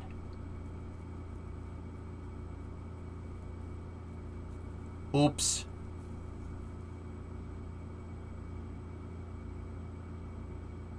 What was the cost when it was on SLS or estimated? It's executing to a new life cycle cost estimate of $5 billion, so it was lower than that. Estimated $5 billion by 2024 might be another 5% to 10% more. Agent, and that's exactly, dude. That leads into what I'm telling you. What I try to tell people about this is that you don't know how much it's going to cost until you go and do it. You can't push the envelope of science. You can't push the envelope of human exploration and have an accountant over your shoulder trying to cost estimate how much this stuff is going to cost. It doesn't work that way. I'm sorry. If you let accountants, if you let this type of accountant mentality, not that I have anything against accountants. The money, the books should be kept right. You should keep it right. You should understand it. But you can't tell me how much something is going to cost. You can't say how much it's going to cost before you do it. How do you know? And if you base your baseline off of an estimation, well, that's not very scientific, is it? The life cycle cost includes operation costs from T0 to it powering down at the end of life or when it's awarded an extended mission. So there's that at least. Yeah, and the operations costs have ballooned over 100%. An over 100% increase. I'm telling you. Switching that thing to Falcon Heavy is going to end up being more expensive than it's going to end up being more expensive than if you just launched it on SLS. Yeah, I said that right when they changed it, and it looks like I'm right. Because there's no way Europa Clipper launching on SLS was going to cost $5 billion. There's not a chance. Europa Clipper is a lander and an orbiter around that's going to go to Europa. Cerebral, yep. Just points at all the accountant criticism of James Webb and how silent they are now. Bingo. Well, curiously enough, oh no, the accountants did the same thing with James Webb, and James Webb ended up going billions of dollars over budget. Now, to be fair, that's because the stakeholders, when they said we're going to make James Webb, they promised stuff that wasn't there. You guys remember the show Silicon Valley? You remember when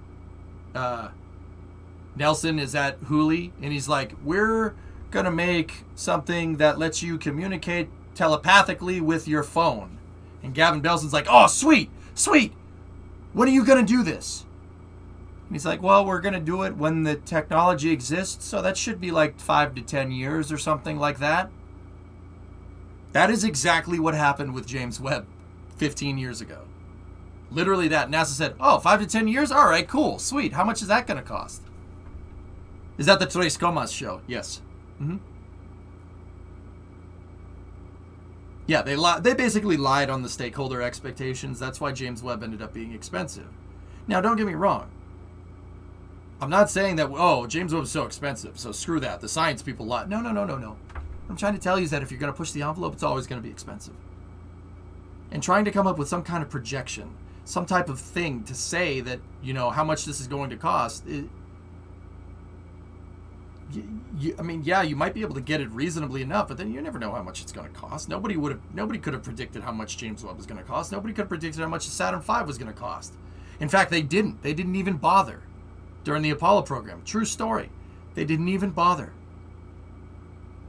They didn't even freaking bother. The reason why they didn't bother is because they knew it was going to be expensive. They only really compounded the cost of the Apollo program until after the program completed. Or was canceled. And that's where we get that's where NASA gets their budget and everything from. That's where they get those numbers from.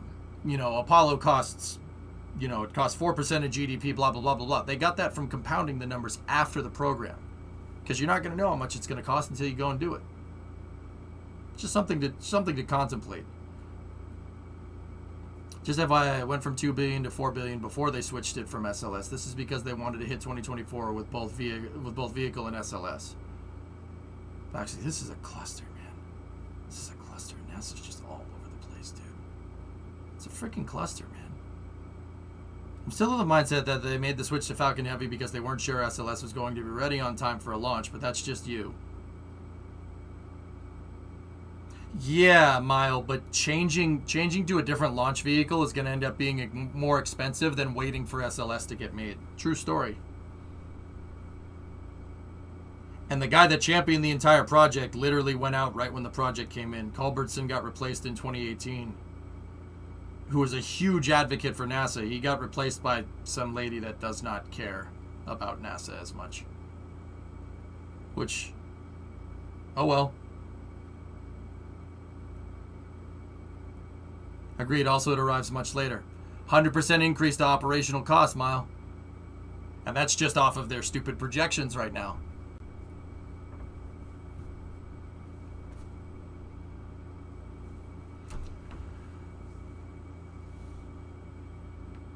I swear I read it because Artemis wasn't ready anymore because Artemis took dibs on SLS launches.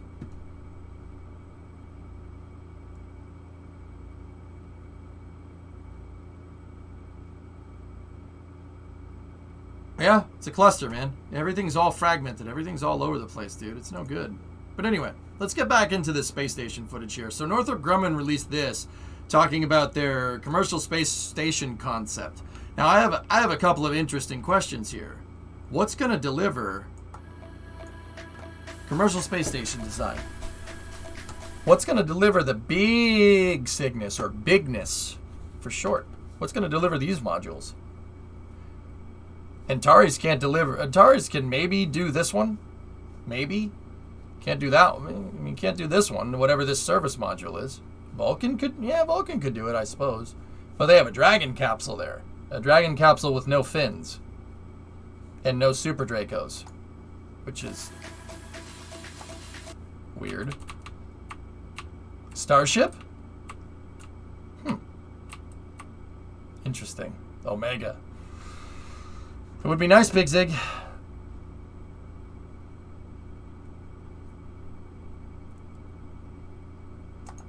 I wonder.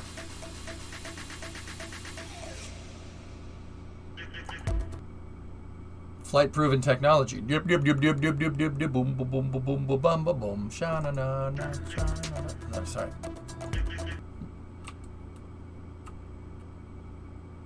They said it's based off of flight proven technology and showed Gateway.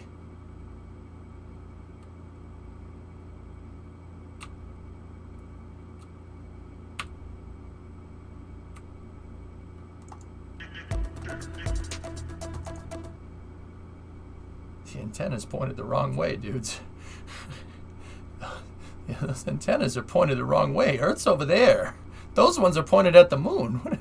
Who did this? Now there is Antares. I've stood right where this camera is. See, look, these Antares are 3 Cygnus plates long. Or that Cygnus is 3 Cygnus plates long inside of Antares. These things are 4 Cygnus plates long. Golly, I'm starting to hear Omega talk again.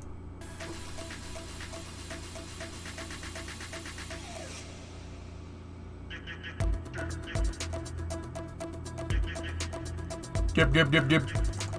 Oh, MEV. Very nice. Mission extension vehicle. Flexible. Scalable. Dip, dip, dip, dip. Derp, derp, derp. Derp, derp, derp, derp, derp. That's also very interesting to see a Cygnus dock like that. Cygnus, dock. Pick one.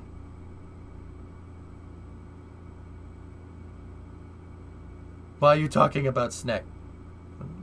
Talking about Sneck? What are you talking about? Weird. We're flexible and scalable. Oh gosh.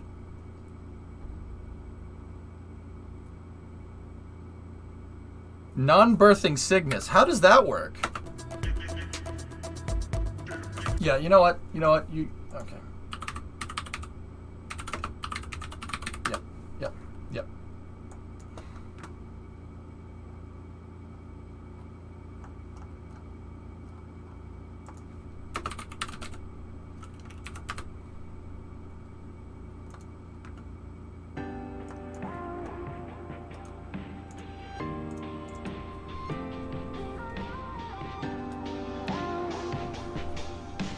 Hey, Kuro.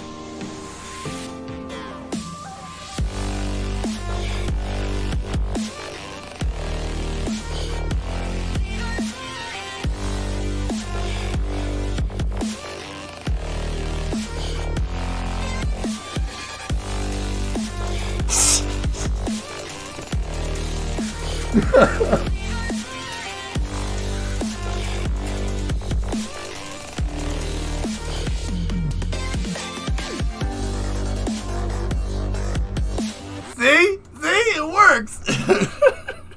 Now, actually, I want to look at this big boy at the end. Look at this thing. You got a 5-meter module right there.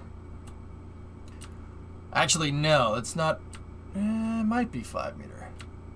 No, hey, come back. So Dragon is, if that's supposed to be Dragon, that's 3.7 meters wide. Okay, so Cygnus is like 3, maybe? So it's about 15 feet. Dragon's a little more.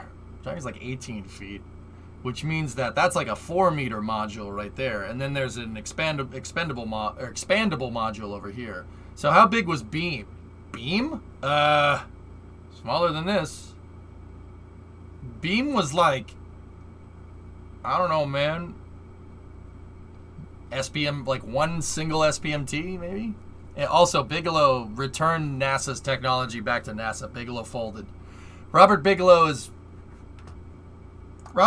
I think the last time I checked, folded Bigelow Aerospace, and now he's working on something about like conspiracy theories or something. I don't know. Yeah, something. Yeah. Nice. Okay. Anyway,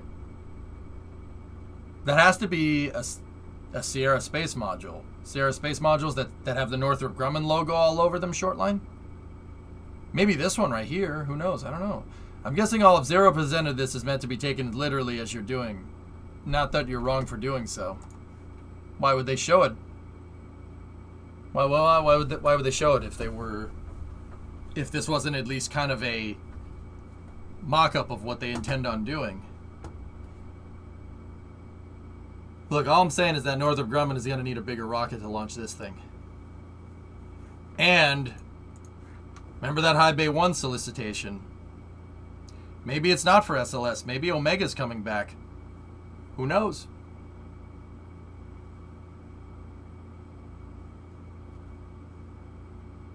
I don't know, Brand. Maybe. Sierra Space Life Module is like 8 meters wide. Yeah, that's too small to be a Sierra Space. Guys, there's something going on here. These videos don't come out coincidentally. You know what I mean? They don't come out coincidentally like this. That's just not how that works. We're not being told everything here. I mean, obviously, when is that not the case, right? I would put my money on Omega with all the talk I keep seeing.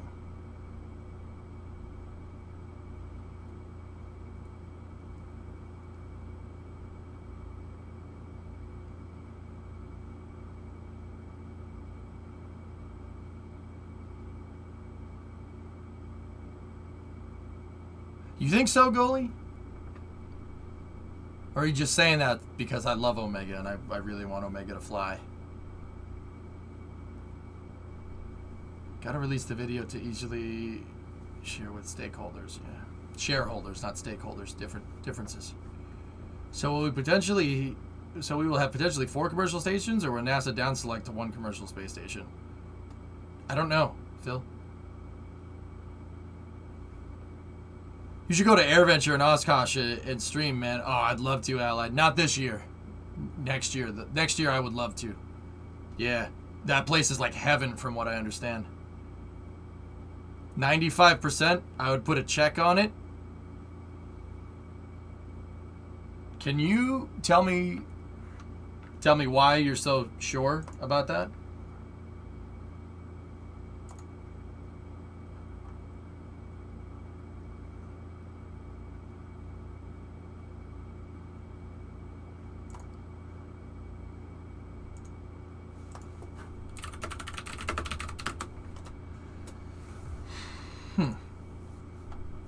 Could you put a fairing on the Starship booster? How much if you could put a fairing on the Starship booster, how much cargo could you put into low Earth orbit? Meaning if Starship put like SN5 on top of Super Heavy with just like a gigantic payload fairing up there?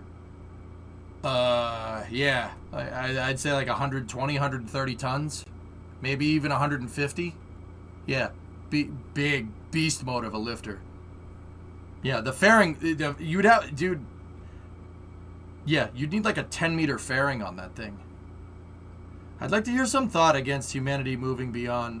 I'd like to hear a thought against humanity moving beyond Earth. Against Excessum? So, like, why we shouldn't go further in space?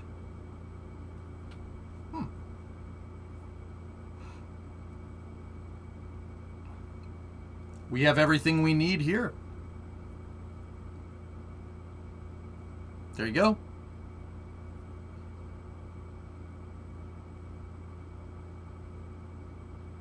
I can argue both sides, man. Yeah, we have everything we need here. Why would we go all the way to a freaking asteroid to go and get resources? You just mine it out of the ground here. Do we, though? Yeah, you're alive right now, so yeah, pretty sure we do.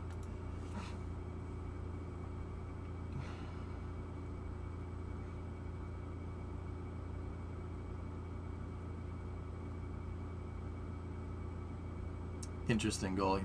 Got it. Cool. XSM, we could just send robots. We could send robots out and do all that stuff for us, and we could just stay here. Why would we go any further? There's your argument against it.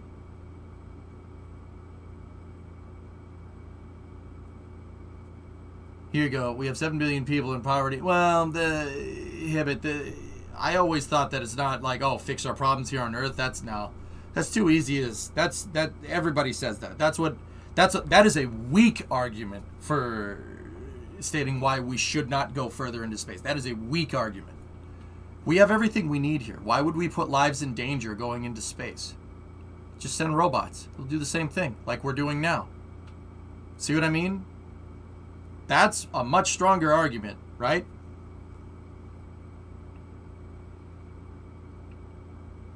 I have no problem trying to argue both ways on this because you're only going to really prove if your point is right unless you do this. I've thought about it many times.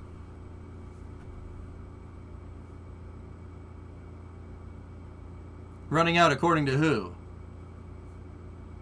See what I mean, Impy? Yeah, it's funny. It's funny. I knew that would come up. The same people, I find that the same folks that, really are very pro-environmentalists are very anti-space, which one is it? Should we go further into space and get off this planet and save stuff here? Or should we try to save the environment here? Like, see what I mean? We have everything we need here. Okay, we have everything we need here. That means we're going to mine more. That means we're going to drill more. And that means we're going to screw up the planet. See what I mean? That doesn't make any... All right. All energy comes from the sun. There are other suns. Oh, wait, that's arguing for spaceflight. Never mind. Yeah, bingo. We have everything we need here. There you go. It's as good an argument as any. You know what I mean? Yeah, Cerebral, it's not exactly the most well thought out thing. And you know what pisses me off about, the people that are like crazy about, and don't get me wrong, climate change exists. We should do something about it. The people that are like hype beasts when it comes to climate change, they twist Carl Sagan's words. That pisses me off. Because he warned against it, but like, dude, I've watched a lot of that guy. I watched a lot of Cosmos. I've watched a lot of his testimonies to Congress and stuff. Sagan would think these people are nuts. Like, absolutely insane. He's the one that warned Congress of climate change and all this other things that we got to take into account. But even he said in his congressional testimonies, he said, we can't just stop. We can't just stop using gas. No one's going to do that. Our civilization would go... It's going to take time. We can do it slowly. But it's going to take time. It's going to take time. It's going to take a lot of money involved. And I think the politician just heard, oh, it's changing. I got to do something about it. They didn't listen to anything. You know what I mean? And then people twist his words nowadays, and that pisses me off even more. It's not okay. If we have everything we need here, why are we worried about the eventual destruction of the human species, which will happen? No argument there. Yeah, I know, Celtic. Like I said, we could sit here and we could keep drilling for oil. We could keep mining stuff. We could keep figuring out ways to change the climate and bend it in our favor. Why do we need to go anywhere else? See what I mean? Like, you could make that argument, but that's just as variable as saying we should go into space and we should go explore. We should go out and find stuff. I personally, like I said, I think we should go into space, obviously. But I can make an equal argument, and I can make a very good argument for not going into space, just as good as I can for going into space.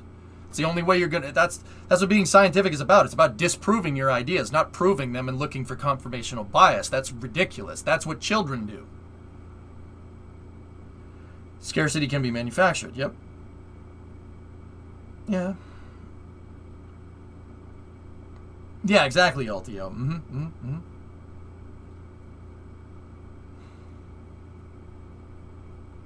Look, if anything, fellas, it's what I said when we were talking about climate change the other day. If it is true, we'll find a way to adapt. We're humans. We're pretty damn smart. Okay? Pretty damn smart. We can figure it out. I'm not worried. We should probably be preemptive about it. That would make sense. But if it does happen, we'll figure it out. I'm serious. I have confidence in us. I have faith. Screw me, right? Like,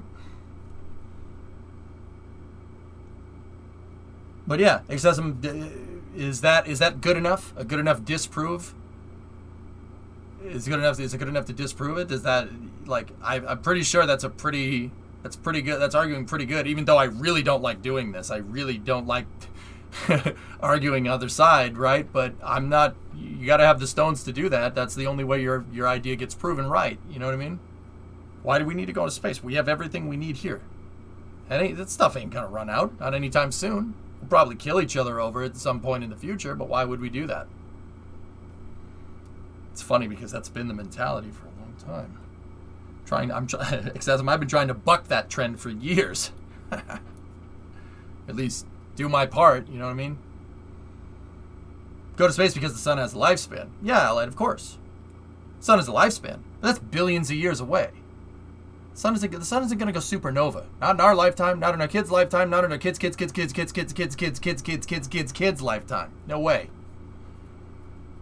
It's important to think critically. You're damn right it is. Absolutely. Use your freaking brain. I can disprove every one of my theories about space. Every single one of them. I can disprove it because I look at both sides. That's how you critically think. No, but at a point it'll go supernova. Sure. It's not my problem. Not my kids' problem. Not their kids' problem. It doesn't... Of course.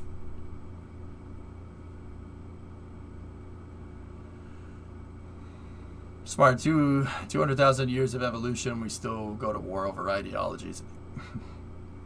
Yuri, that's a very...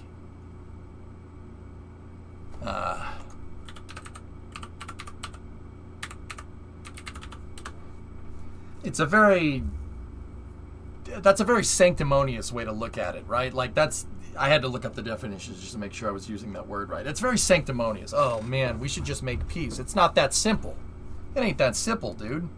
Humans are way more complicated than, why doesn't everybody just get along?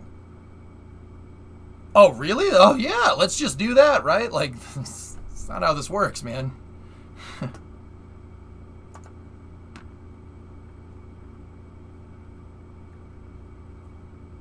But yeah, excessive. Every single theory that I have about space, why we need to go, why we need to do it, is thoroughly rooted in an equal argument that has an equal amount of effort to try and disprove my own ideas, because I've thought about this. Why do we need to go into space? Why is that important? Who cares?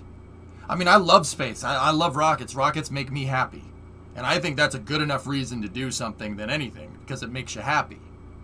Because Lord knows the cesspool that is the news cycle around here isn't going to make you happy, that's for sure. But, I mean, I'm not going to sit here and say that space doesn't make me happy. I don't get fired up every time I see a rocket go off. It's amazing. It makes me happy. It makes me feel better.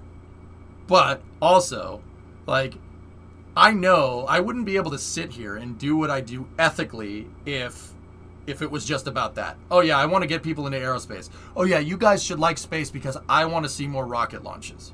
No. That is also very that's very sanctimonious. It's like, it shows that I want you guys to do rockets because it'll please me. No, that's not how this works. There are very good reasons to go into space. 58,823,529 generations, to put it another way. There you go. Can you disprove the continuation of humanity's existence? What do you mean, Excessum? I always throw wrenches into every one of my arguments, dude. There's no other way to do it. If you do it any other way, if you go around searching for people that agree with you, searching for stuff to confirm your findings, that's not being scientific. That is the opposite of scientific method.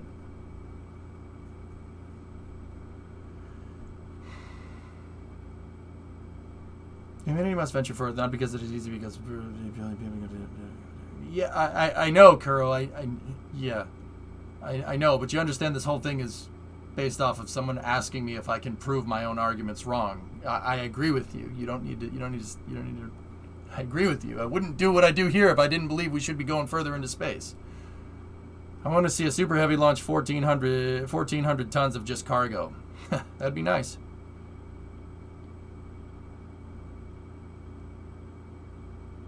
An argument for self and rapid extinction of ourselves.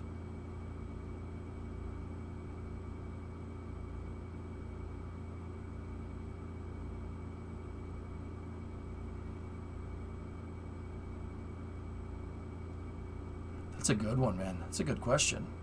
It's a really good question. Let me think.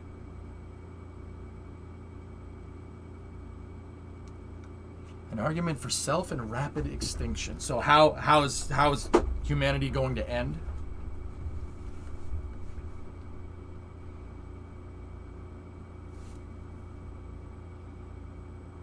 All civilizations either become spacefaring or extinct. That's what I mean about Carl Sagan was all for protecting the planet, but he also knew that we needed to go further into space. And people twist his words all the time saying that Carl Sagan said we should protect the planet. Well, let's not go into space. They twist his words all the time. It happens everywhere. I see it all the time. Go figure. Anyway, excessive how for self and rapid extinction of ourselves.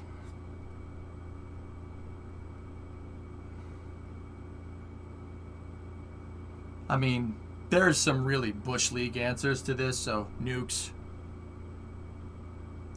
Nukes, pandemics. That's the Bush League stuff, dude. I can tend to say that if we're going to fall into another dark age and humanity would go extinct, it would probably happen for the same reasons why we went into the dark ages after the Western Roman Empire fell. Honestly, I think the biggest thing facing the biggest threat to humanity and facing like the biggest thing that we face towards extinction is complacency. To be 100% honest with you, complacency. Yeah. That is my honest to God answer. We will destroy ourselves if we get complacent.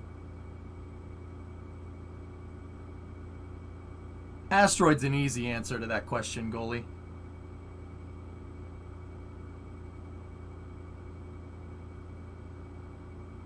Yeah, Bram, that's an easy one too. Discovery. It's easy to say we're going to screw up the environment. Oh, we're going to start a nuclear war. Oh, an asteroid's going to hit. Those are easy. That's an easy thing to say. You guys, that's not good enough for me to that's not a good enough answer. Hey, Scary, tier 2, 69, nice. 69-month resub, SDS69, nice. November 1995. Endeavour launches a test sat used to create thin films in vacuum before collection and return. Also studied solar ultraviolet fluxes. 100th crewed NASA mission. Cool. Easy doesn't mean it's wrong. Yeah, mutter, but I think nukes serve as a deterrent. So saying like nuclear wars, yeah, I mean, unless deterrence goes crazy, which, I mean, unless we throw deterrence out the window, which means we're all going to die. But I think we're smarter than that. Because look at the current situation, what's going on right now. We could start throwing nukes around. Where's that going to get us? You know? Excessive antinatalism says it's better for conscious beings to not exist than to exist because the awareness of suffering.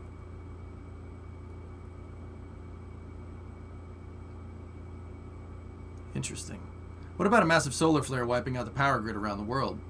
The magnetic fields will catch it, Allied. They'll catch it. Just like they catch every other one.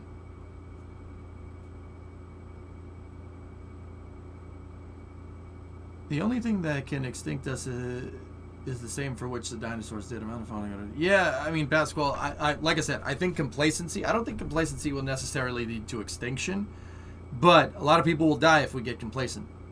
I'm serious. I'm serious about that. We can't let our guard down. You know? Like, look at if you live in a developed nation nowadays. We live like kings. Seriously, we live like kings. I freaking sit here and I play video games all day. You know what I mean? Would my grandfather have this kind of luxury? No way. Not a chance in hell. No. Even 100 years ago, your grandparents, your great-grandparents had to work, and they had to work hard. And survival was a day-to-day thing, even 100 years ago. We live like freaking kings now, comparatively. Look at the luxuries that we have. Unbelievable. You know, I don't take that stuff for granted. I really don't. No way. That's why I have an incessant drive to figure out how everything works, because I don't take anything for granted. Like, that's why I get excited when I see a train or a bulldozer or a crane. Imagine all the time in engineering and all the iterative designs, all the cranes that failed, all the knowledge of mechanics going all the way back to Archimedes and his leverage principles that came to make that thing. Unfreaking real. It's an unreal amount of effort. You know, and how often do you see people nowadays taking like an iPhone for granted? Excessive complacency will lead to our extinction. That's my theory. I think that's right. Complacency. Yeah. We have to be on your guard. We have to always strive to be better. You always have to. The second we stop doing that, the second we say, nah, it's good enough, yeah, that's when, you know, instead of trying to make ourselves more perfect or try to strive for, you know, being better, the second we say, meh, it's good enough, wars start. You can look at human history. You can look no further than the Romans. I don't think we need to do anything to go extinct. 99% of all living things had no say in their extinction. Yeah, but 99% of all living things aren't us. Excessive. 99% of living things does not possess a frontal cortex, dude. We're capable of complex thought. Now, don't get me wrong. I'm not saying there aren't other animals on this planet that aren't either. But we ain't the other 99% of species on this planet, dude. We're different.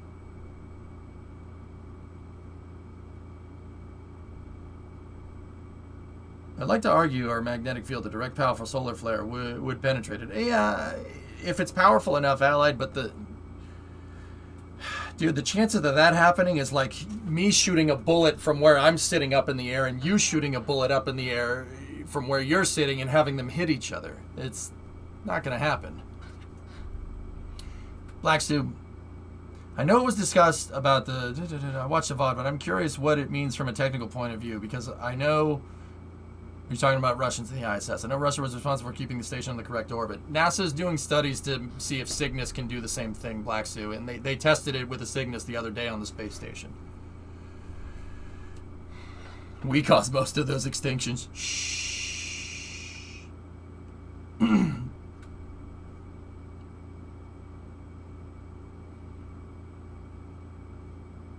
Yeah, I mean... Yeah, excessive. Good questions, dude. I like this critical thinking. When you ask questions like this, dude, yeah, no, like I'm not thinking about like a natural disaster. I think that's too convenient of an answer. I agree with you because of what you're saying. 99% of species that have been extinct on this planet had no say in their extinction. We ain't 99% of that species, so we are going to be the cause of our own extinction. I'm pretty damn sure. Yeah, but then again, I could be wrong. I don't know. Just some Twitch streamer. Who knows? But yeah, it's a good question, dude. I think my answer is complacency. It still hasn't changed. You got it. We always have to strive to be better. We always have to strive to be better than generations before. If we don't, what are we doing? If you're not striving to get better, you're getting worse. There's no third direction. But at the same time, 99% of other species are not developing biological weapons. That's what exactly, social select. That's what I mean. We ain't 99% of other species, man. We're different. 99% of all those other species have limbic functions just like we do, but we have a frontal cortex. All right? That's different. All I know is it's going to be...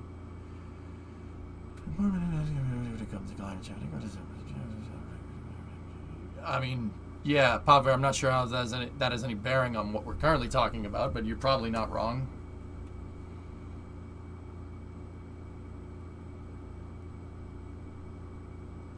Give me 1 second, dudes. I gotta check something. Okay, cool. Frontal lobe gang. Yeah, got some good questions, dude. But yeah, just in case you were wondering, dude, every single theory I have about space is pretty well thought out. Every single theory I have about... Dude, I think about this stuff all the time. Why the hell am I here? Why do I like space so much? It's, like, so strange. You know? When do you think Booster 7 will be rolled out again? I have no idea, Novacon. When it's ready. When it's ready, dude.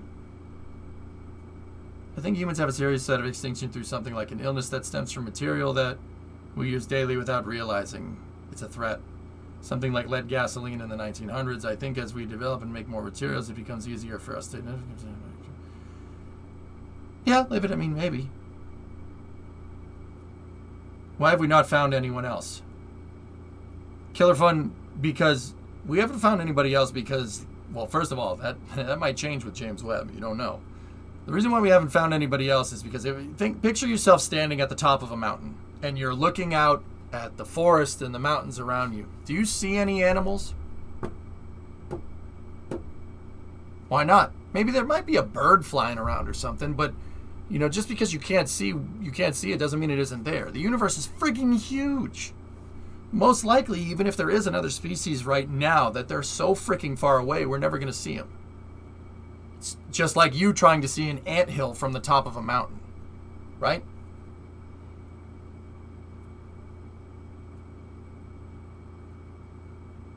If you go fast enough out into space, do you think you could look back at Earth with a powerful telescope and see the dinosaurs? Yeah, theoretically, yes, you could do that. But, yeah, we'd need the Millennium Falcon to do that. The question I've never gotten a correct answer to is why there are mountains. Tectonic activity. Plate tectonics. Another thing that makes this planet unique. We have plate tectonics. Dude, Earth is like a gigantic freaking jello mold. It's not like, it's not like a uniform sphere. You could dig down 5 feet and it's not solid, right? Unless you hit a rock or something. Earth is just this big amalgamation of dirt, rock, iron, and a bunch of other stuff. And we're just floating around on the top. Think about if you have like a jello mold and you were able to spin it like Harlem Globetrotter style. What would it do? It would bulge out. Oh, yeah. It's just a big jello mold. Just spinning around, floating through space. The reason why that exists is because of plate tectonics, because stuff shifts, stuff moves around, because, like I said, big freaking jello mold. That's how they're there. Why? What do you mean? Why? I don't understand. No, that's not how. The plate tectonics is why they're there. Yeah. 2 plates hitting each other because it's just, like I said, big jello mold float around. Stuff's going to crash into each other because it's a big jello mold. Everything floats. Everything's all wobbly. Like, that's the simplest way that I can describe it. That's how there are mountains, not why. Yeah, you said that already, and I've told you 2 times now why.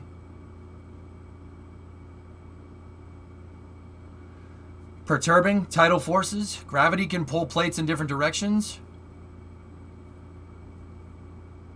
The other thing is that Earth has a molten core because the gravitational pull gets so strong. We have an iron core. Gravitational pull gets so strong in the center of the Earth that stuff heats up. That's why our core is on fire. Because the pressure gets so high it melts steel, and steel bubbles and blows it. It moves around. It churns. That it's more that than orbital perturbations and gravitational. Well, not gravitational forces. Everything is in gravitational forces because we're on Earth.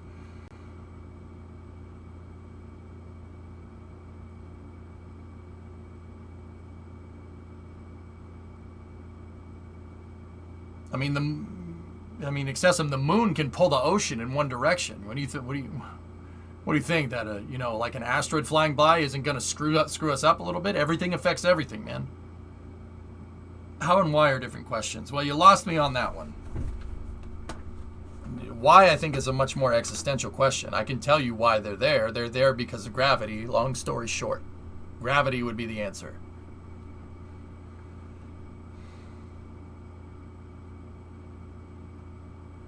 Anyway, we have a KSC flyover, dudes. If you want to look into that, good questions though.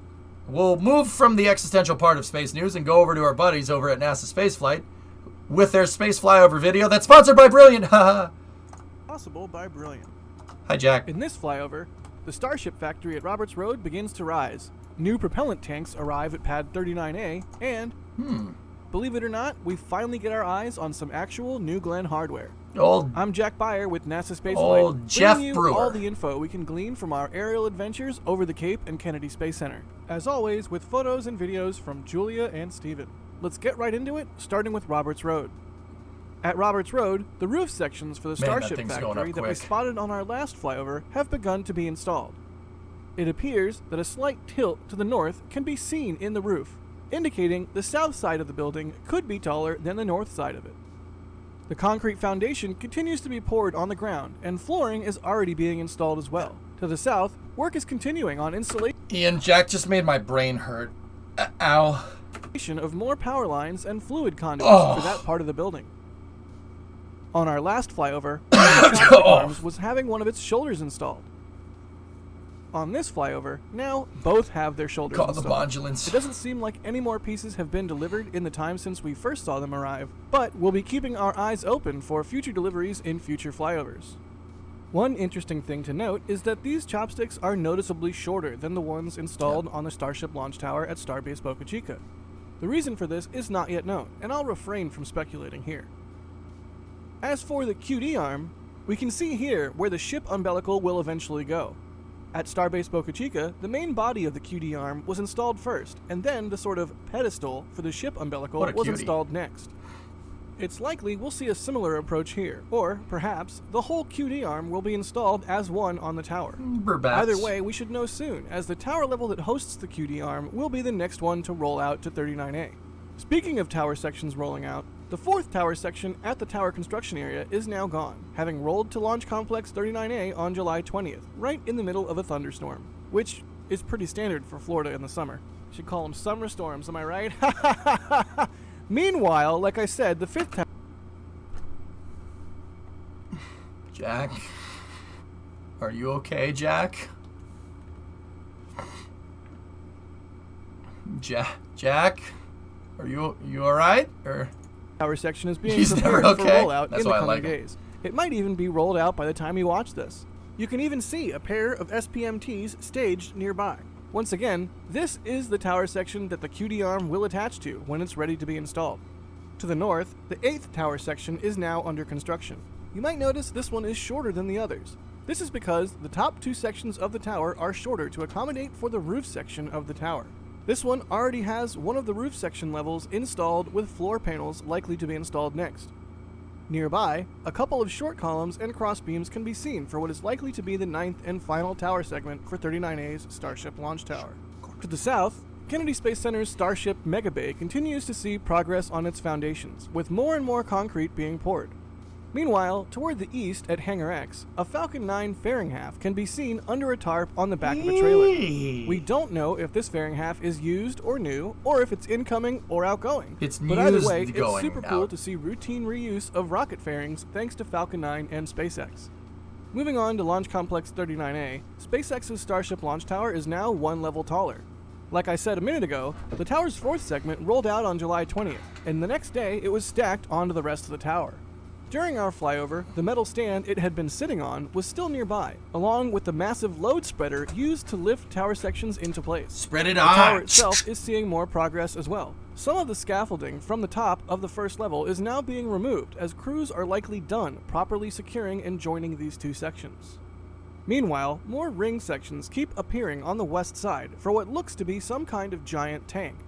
Here, you can even see some scaffolding to work on the welds of these rings. The giant mystery structure is looking more and more like a stand for this giant tank. We don't currently know what this giant tank might be for, but nearby we can see stands for two smaller horizontal tanks. Coincidentally, during the flyover, we also spotted these horizontal tanks arriving at the Cape via barge. Similar to how SpaceX transported several other horizontal tanks to Launch Complex 39A Nice earlier truck. this year. Further to the north, a berm appears to be going up. It could perhaps be temporary, but it wouldn't be surprising to see some sort of berm or blast protection to the north, since that's where the methane tank farm is located. Speaking of the methane tank farm, some groundwork and clearing can be seen to the north of the hydrogen sphere at LC-39A. The hydrogen sphere is being converted into a giant methane storage tank for use with Starship. Additional horizontal tanks and some subcoolers can also be seen. Perhaps this groundwork to the north is part of an expansion to the methane side of the tank farm. At the main ramp, the Falcon Transporter Erector, or TE, is in launch configuration after supporting the launch of the Starlink Group 4-25 mission. Soon, it'll be lowered to horizontal for work on its systems ahead of the next launch from 39A, which is expected to be another Starlink flight in about 2 weeks. 2 weeks. Moving on again, this time to Port Canaveral. That's why I like SpaceX's Jack. fleet was mostly out in the ocean during this flyover. Only Dragon recovery vessels Shannon and Megan, as well as fairing recovery vessel Bob, were in port. Go search her and go Back on land, Falcon 9 booster 1051 was on the booster stand, being processed and readied for landing leg retraction. This booster flew on the Starlink Group 4-21 mission, marking its 13th flight to space and back. Jack speaks in movie quotes.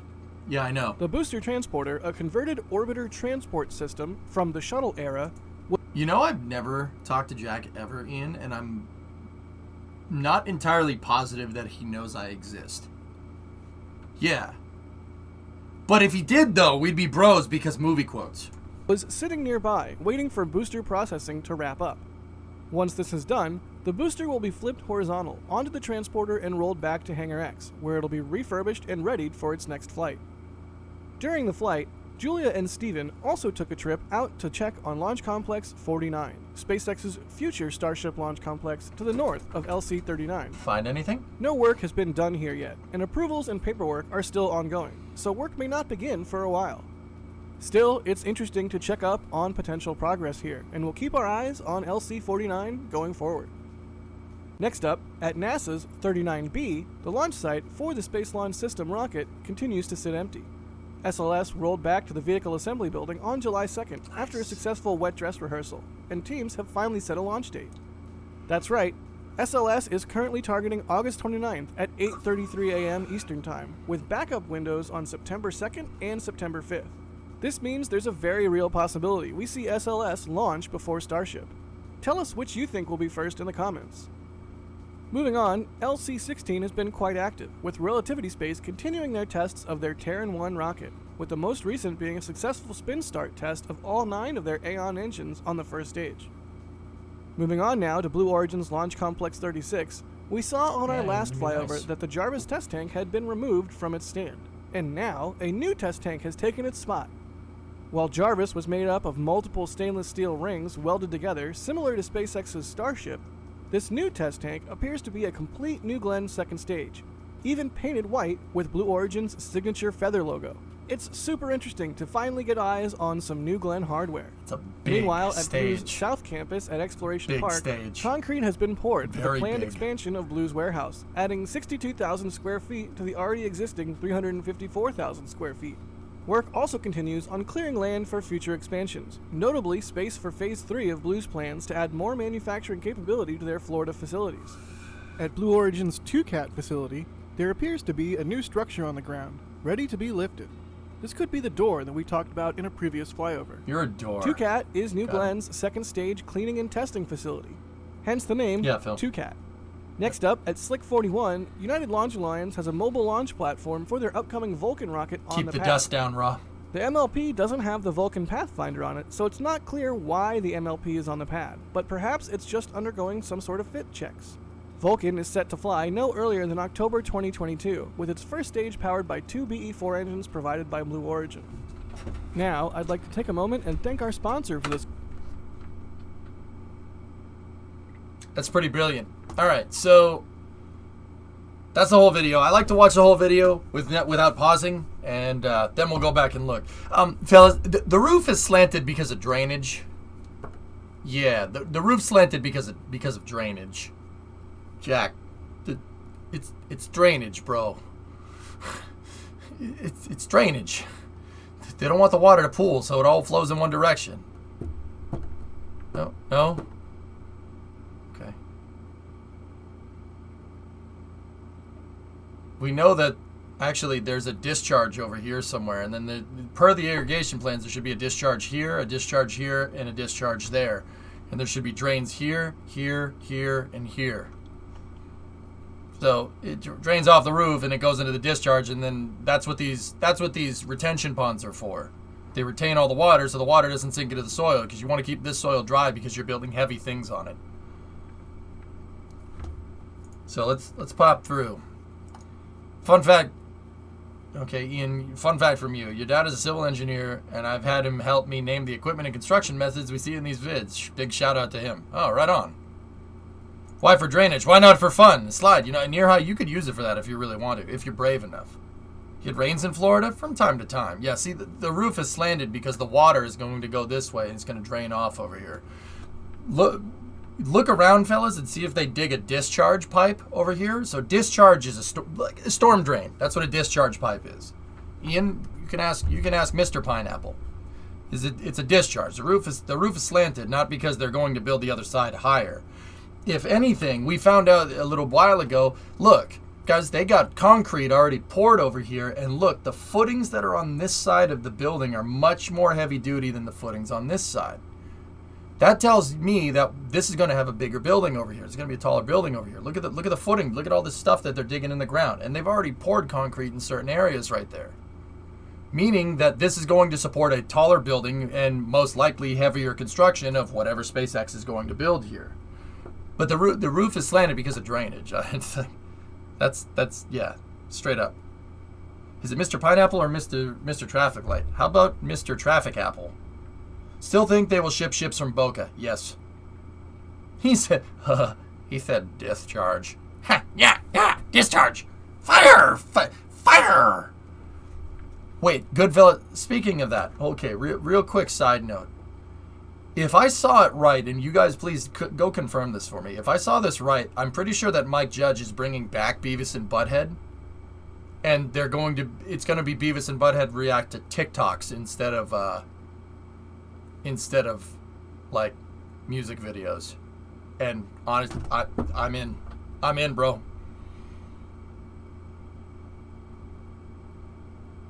I'm in. Please, for the love of God, sign me up. Yeah. If I read this right, now don't get me wrong, I read it real quick, but I'm pretty sure that Beavis and Butthead is coming back, and Beavis and Butthead will be reacting to TikToks the whole time. It basically picks up right where the new movie left off, which is, please, I do not have a TikTok, no. No, I do not. That's right, Beavis. I am fire! Fire! Anyway.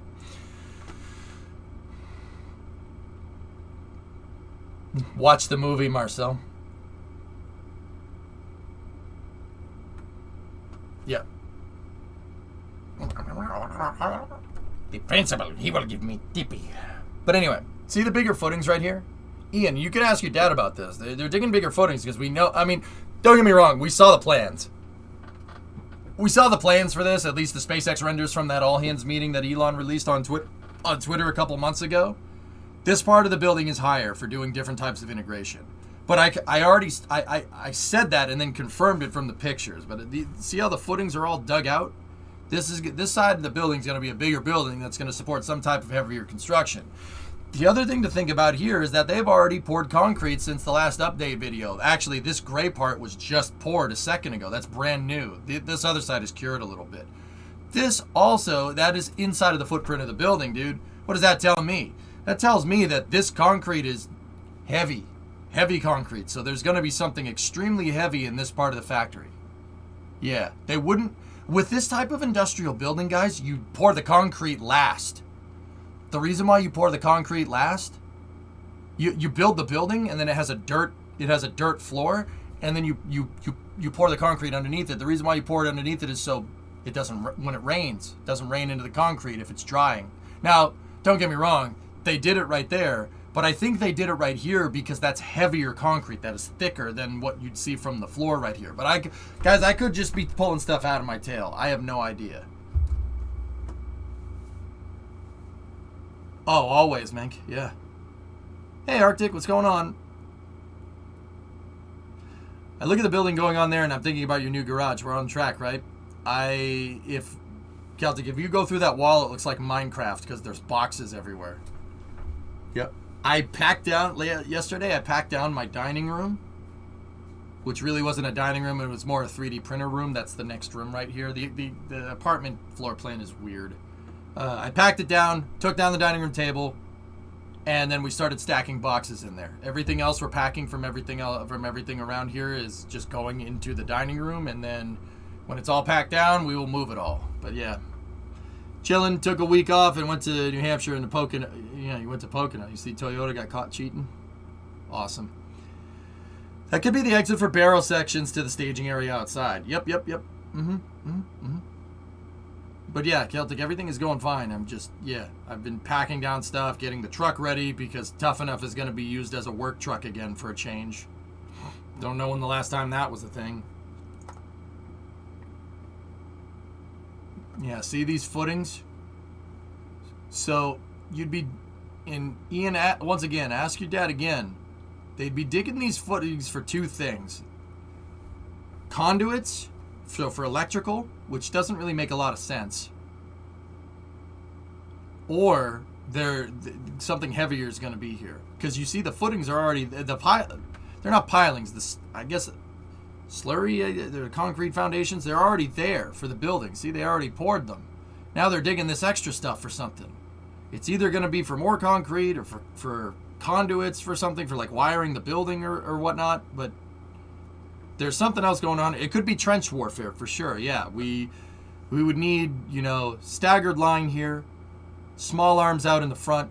We need heavy machine guns on the second trench, third trench sniping and observation, and then the fourth trench will carry our artillery supplies, and we need embedded artillery back here on self-propelled guns that can easily move out of the trenches in case we need to move forward. On top of that, we need a central route here for the tanks to be able to move up if the stalemate does break.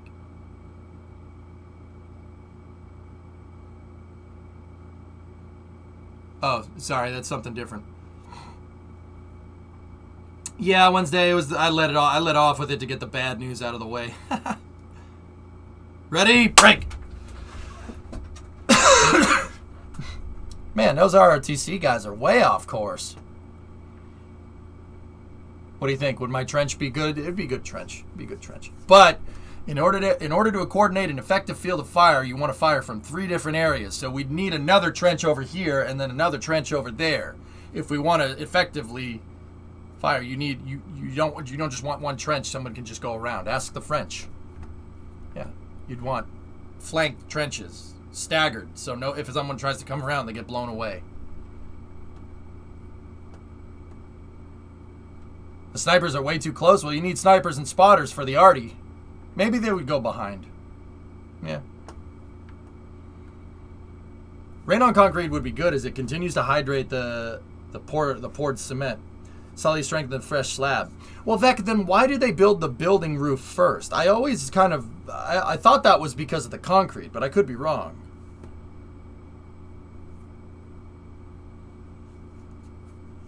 Yeah, the ULA snipers, exactly. That's why.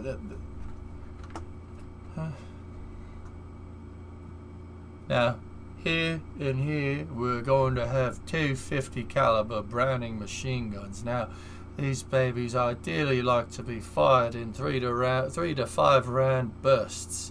Make sure that you don't overheat them and stick to the 3 to 5 round bursts. Now, any questions, mates? Yeah, I got one question. When did you turn into a nut bar?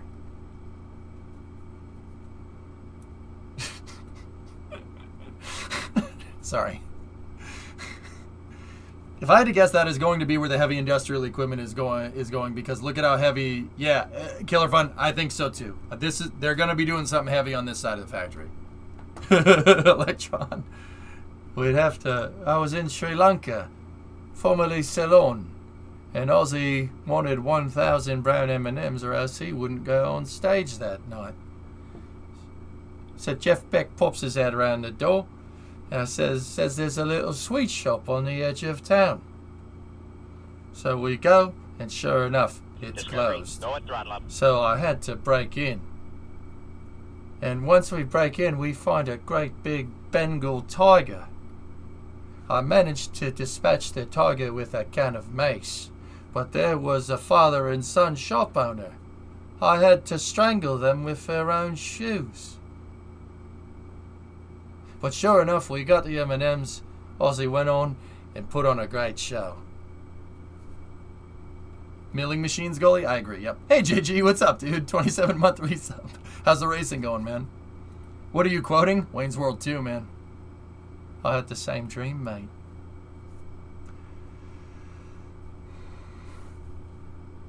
Yeah, Celtic, it's a good idea. I gotta see what you said. Nice.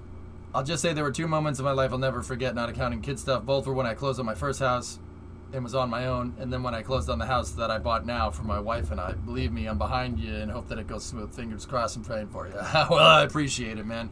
I appreciate it, Celtic. I'm sure use it right now, man. It's good. And next week is going to be, it's going to be hectic. It's going to be hectic, dude. I'm basically doing moving during the day and then coming back at like 4 or 5 o'clock and doing space news, and that's it. And then rocket launches. Yep. The movie quotes are the best. Dude, I got you. Love movies, man. Some could say that I communicate via quoting movies and movie characters. Long time no see, JG. Yep, been great. Moved out of the swamp and I'm back up in the Northeast. Oh yeah, you're back up in my. Are you in my neck of the woods, guy? Or you down there in freaking? I'm walking here territory. There's a little different. Those are different things. Good Tom Hardy accent. Oh, thank you. Thank you very much. The roof helps the structure. Oh, actually, there was an answer to the concrete thing. Roof helps tie the structure together, providing lateral strength so the walls don't collapse. And the walls came down. Thanks, Vec. Appreciate it. Oh yeah, buddy, you're in full-blown chowder country. Oh, no way, guy. Are you in the city or what? Have you saved any money for the U-Haul truck you will need if you're going to use the Ford? Yeah, I got plenty of money saved up here. Let me check my wallet. Oh yeah, see, I got plenty of cash in here. Yeah, see, there it was right there. I just showed it to you. Why don't you go lift something? A little bit north, you're in Portsmouth. Oh, okay, right on. Sweet, dude. Yeah, okay. Portsmouth. Yep. Excellent. All right, let's keep going.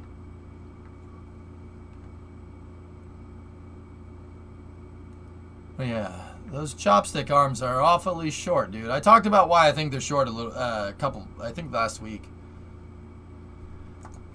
Hooded, I'm an inexperienced civil engineer and I haven't experienced this type of big construction project yet, honestly, but that groundwork looks like a ground improvement work as opposed to a foundation work at a first glance. Need to see the blueprints and closer look, to be honest. Yep. I know we have exchanged a few private messages on Discord. If you get caught up in something like with closing and need some help, I got resources. Closing house sucks. Celtic, we're already closed. Our final walkthrough's on Friday. We're way past that, dude. I've already signed the papers. I signed my life away for 30 years. We're already past that, but I do appreciate the help. They seem too short. Yeah, I know, man. It's gonna be crazy. Anytime, 13-ish years of construction management for the USAF, I watched a contractor collapse a steel frame building due to bad practices. And Vec, you know what? Building something like this is not particularly difficult, dude. It's not hard. It's just a building. It's just 4 posts and put a roof on it, right? Like, I know it's more complicated than that, but what I'm trying to get at, dude, is it's not complicated. It's just I want to say it takes a lot of common sense, but you have to do it in a certain way for it to work correctly. You have to do it in a certain way. The tasks that you do aren't particularly complicated. It just has to be done in a certain way. You don't do it right, it's going to collapse. Or it'll break. Or it'll fall, or it'll get somebody killed. Like, the building is not that complicated. Like, building this, that's not that big of a deal. You can do that with a crane, like building the tower segments. But they have to be done right so everything is nice and true, because the crane is going to be sliding up and down that thing, right? If it's not true, first of all, your tower is going to be bent. Second of all, when this thing tries to go up and down, it's going to bind. But the practices are pretty straightforward stuff. But you're right. You got to do it right. Yeah, there you go, Celtic. Right on. It's simple, just a lot of little details. Yep. It's always the small stuff that's going to get you. Always. I know a lot about that dude because my uncle's a general contractor. Like, he does everything. And he's done all kinds of stuff. He worked on the Big Dig in Boston. He does all kinds of things. That's what he told me. You have to be sure. The devil's in the details. It's not like anything in particular that you're doing is tough. It's just you have to make sure that everything gets done exactly right. And that's where construction gets difficult. There's a quick disconnect. Yep.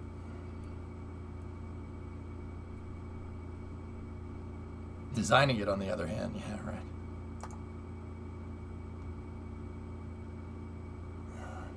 Yeah, so that piece that's over here is going to be on the end of this thing. Yeah, it is, JG. This is the one that's in Florida, though. SpaceX is building 2 of them. I'm not sure how out of the loop you are. This one's in Florida. The one in Texas is already built. SpaceX is building another one at 39A. See? This is about to pass something you might recognize.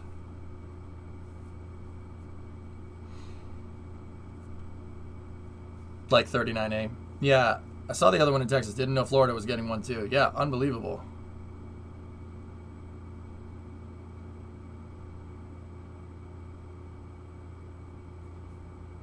See these tower segments, man? They're freaking huge. Hey, SPMT's over there. Yay. SPMT. I know, JJ. It's going to be nuts, isn't it, dude? So another thing that I wanted to point out is that Jack said it, but they're installing the components prefabricated, right? They have the accumulator on there. See that? Hydraulic accumulator.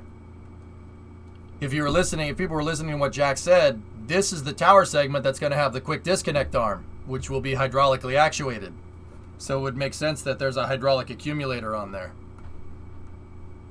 Sorry, he didn't point it out, so I did. Like, check the inside of conduits for burrs so wires don't get stripped. It's all, yep. And the Big Dig was a massive project. Yep. Yep.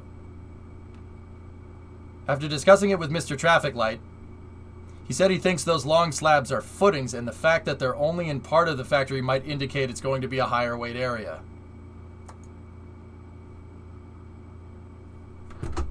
Your boy, dude, I don't pull this stuff out of my tail. I mean, sometimes I do, but yeah, that's right. Dude, this factory is gonna. So, Ian, here's the thing. Okay, so here's where my brain goes. You want to hear something crazy? Here's where my brain goes. All right, let's just, we'll get into the.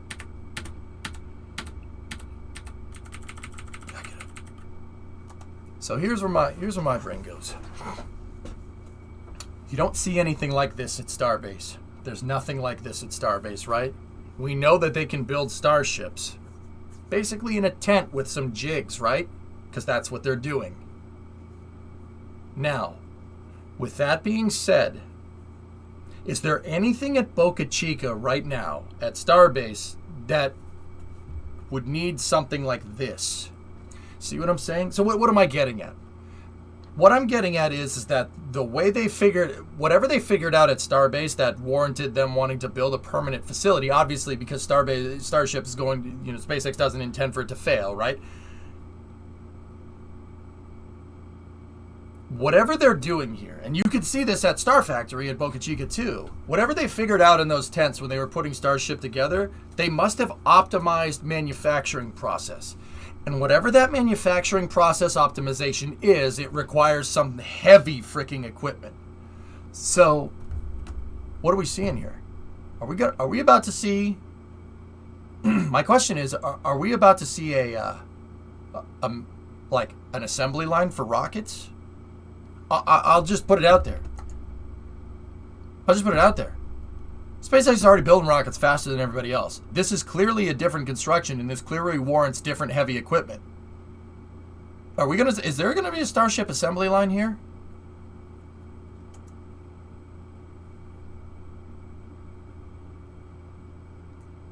Tense equals quick reconfiguration. Exactly, Phil. I don't think they need to reconfigure anything. I think they've got Starship to the point where they can baseline it, and they've frozen most of the manufacturing and engineering processes, and whatever it is, it's going to require heavy equipment. We're going to see something insane here. This is going to be a freaking assembly line for rockets. Something analogous to the Everett factory.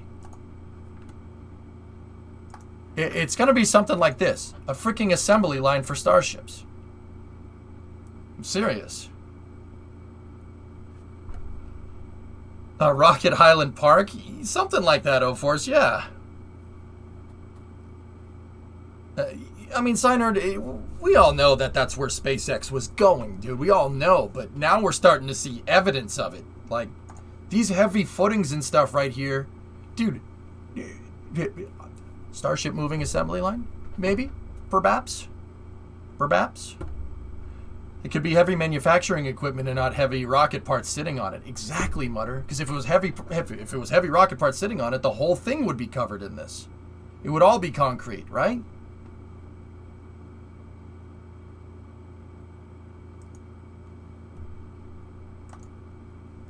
There's gonna be a Starship assembly line right here. It's gonna be a Starship assembly line. Yeah. I wouldn't be surprised if starships came out of this thing horizontal. I wouldn't be surprised. I don't think that would happen. I think they're just going to use the high bay over there. But you never know. But how many do they plan on making with reuse? I think Elon hinted the other day on Twitter, Mutter, that they were going to do once a month right now. And that's where they're going to start, which is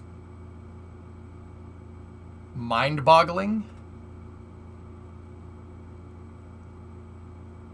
I would say it's needed for all the... I would say it for all the robotics needed to speed up manufacturing process. Yeah, time exactly, dude. I think we're seeing the first ever rocket mass assembly facility right here, mass production facility. Look at the Wabtec plant. Think more than that. Yeah, I think more like that. Yeah, goalie, something like that. Wabtec makes locomotives, fellas. Westinghouse Aerobrake Technologies. Wabtec. I wonder what the length is of those beams. Can a 9-meter section fit in between them? These guys? Yes. Abso-frickin-lutely. Yeah, of course. How fast was the Saturn V assembly?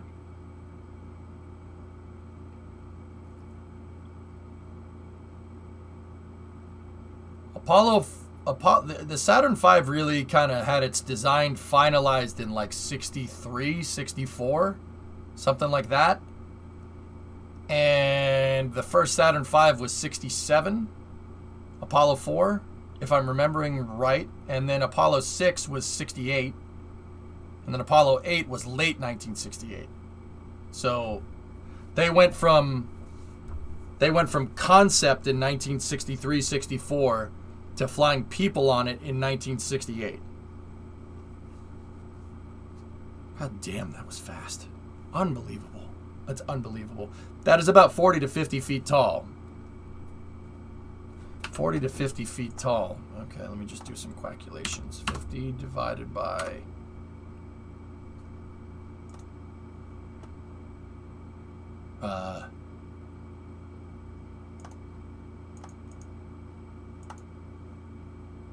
Yeah. I did that right? 50 feet. You got to divide by 3 to get meters. Yeah, okay, cool. That's right. Sorry, I had a brain fart for a second. So that's 15 meter wide, meaning they could fit 2 starships in each one of these segments. Because if it's 50 wide, if it's 50 tall, you know it's more than 50 wide. Because that's not a square, right? This is crazy. It's crazy. Dude, this is a rocket assembly line, guys. Can they go between the segments, though?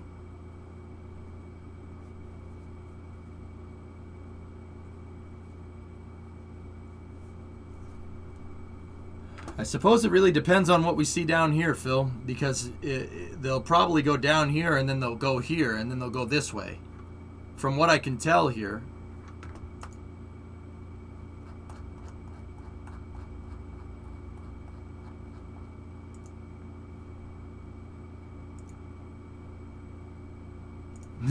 Nice. That's cool, goalie. I'm guessing they'll get rolls of steel in because... Well, actually, look, there's a door right there. There's a door in the center cell. You could see it. There's going to be a gigantic freaking door right there. See how there's no post? There's no post in the center right here. But see how the post's there? See the distances? Right here, there's going to be a big door. So either rings are going to go in there, or subcomponents are going to go in here, or rolls of steel, or whatever. And I think it's going to go down here, and then I think it's going to go over here. I think. I could see the side closest as to being the transfer aisle. Yep. Rail car? Nah, most likely gantry cranes are going to move stuff around, goalie. Look, See these? See how each one of these posts has these kind of T things off the side? Gantry crane all day. But curious thing, no gantry crane on this side. There's no gantry crane over here. There is a gantry crane at the one with a doorway in it. And there's another gantry crane over here, and that one doesn't have a door. That's cell over there. See? Guys, this is an assembly line.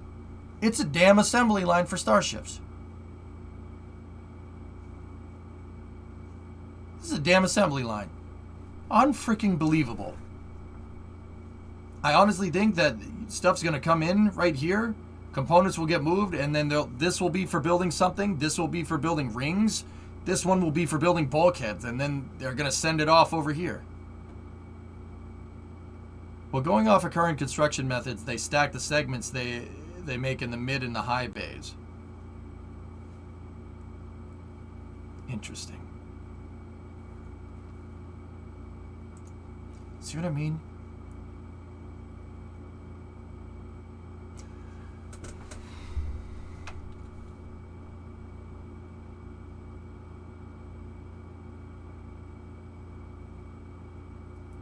You know, like, they must be using the high bay for final integration, for total stacking, right? So that tells me that the bulkhead segments, Thomas, so like engine section, LOX tank barrel segment, starship midsection, methane tank section, you know, payload bay barrel segment, nose cone. Those are going to come out in pieces out of this factory, but they're going to come out in pieces fully assembled.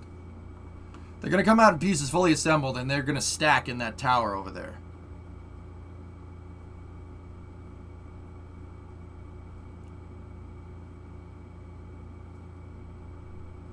Yeah, but Thomas, see, the other question I ask is that if that was the case, why all the heavy infrastructure here? SpaceX is doing that with just tents right now. So why do this? See what I mean? That's very, dude, that's, they're doing something. See what I mean about looking at those little details? That thing is either going to mass produce like fully built subcomponents, or starships are going to roll out of there. They could still use the subcomponents for super heavy. But Thomas, remember, there's a planned expansion. The planned expansion is here. What do you think that's for? Dude, I think they're going to manufacture starships in here. I think like, obviously manufacture starships. I'm talking about like a full starship rolling out. We've seen in renders that the right side of the building will be taller and be the nose cone assembly area. Yeah. Interesting.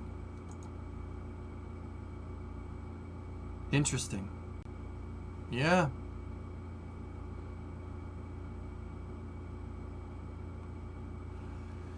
It's crazy. It's crazy that we're even sitting here theory crafting all this out.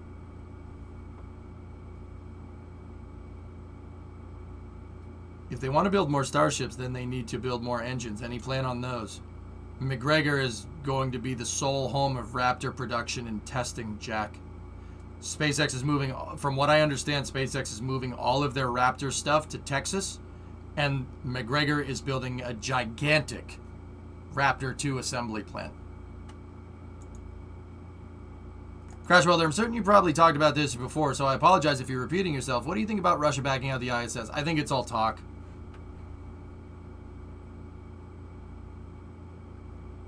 I think it's all talk. And I think if they do pull out, that NASA should be able to keep this space station controlled, at least the operational segments, or come up with a solution in time. But I think the Russians are just flapping their gillet, if you really want to know. I know, Liv, it'd be pretty cool. What about milling the pucks in-house local? Probably, goalie.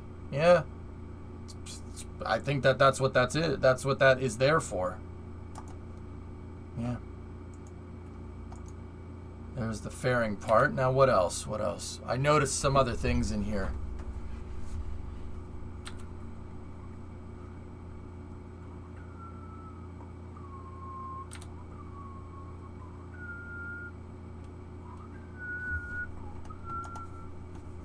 I don't know what that's going to be. Maybe a LOX tank. I'll say LOX tank, but I don't know for sure. Also, I think it's important to note that despite that other big freaking crane being here, I see no construction started on the Complex 39A mobile service tower. And part of the factory in Florida, the factory in Florida will have to do things like Raptor servicing, header tank assembly, etc., etc. Yeah. It's just interesting, man.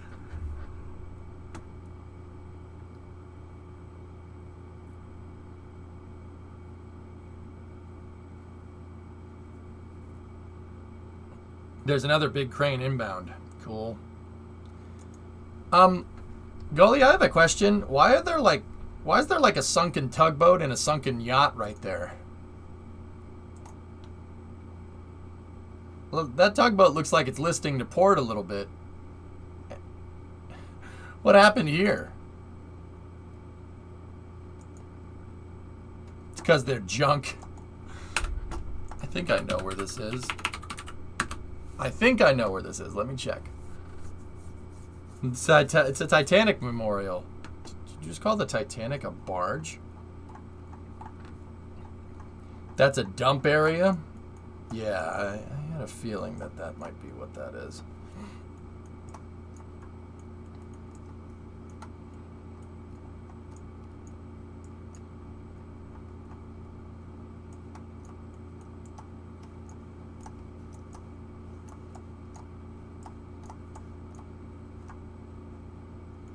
Where is it, goalie? It should be around here. Yep, there it is. Found it.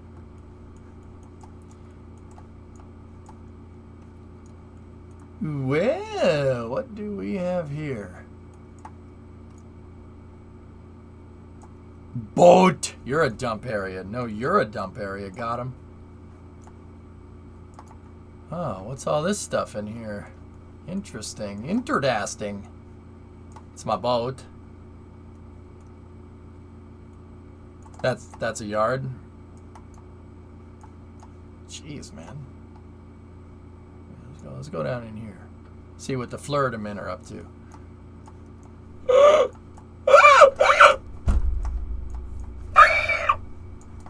I can't be here. I can't be here. I can't be here. I can't be here. I can't be here. Oh, F600. 2 of them. 95 quad cab dually. 86 F350. No, I can't be here. I can't be here. I can't be here. This is. I'm getting truck dysphoria. I can't be here. No. What's over here? All right, I'm peeping it. Screw it. What do we got? What's in there? Ranger, Dakota, Super Duty, Monte Carlo, 87 Monte Carlo. There's a Ford Ranchero over there. Brevard cylinder heads. Give me your cars, gypsy. So what you're saying is I should drive there tomorrow and take pictures? Ask how much that guy wants for that quad cab long bed dually. I'm dead serious. Wait, I'm poor. I can't afford it. There's a Mustang over there. I'm poor. I can't afford any more. Tell him I work at. Tell him we work at Scrap, goalie. We'll take this off your hands. That guy just died. Oh. I'll give his truck a good home. That's what the family would want. I'll give his truck a good home. Don't listen to Brimo. Don't listen to Brimo. She's delusional. Get this Brimo to the infirmary. Go back to stat view and set the date to 3/2016.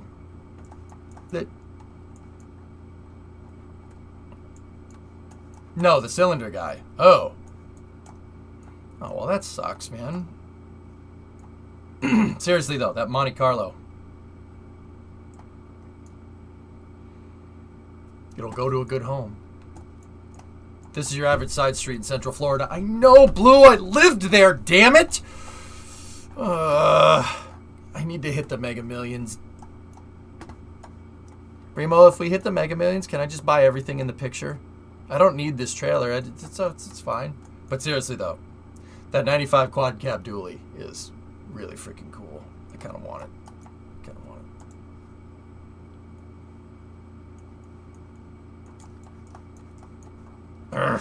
Anyway, don't worry, guys. If I win the lottery, Brimo and I will buy a house down there. We'll buy a house down there, and then we will I'll revive the Venture Start program. Yep, that's what we're going to do. The ticket is on the front door, that the end table by that stand by the front door. Yes, the drawing probably would have happened by now. Hang on.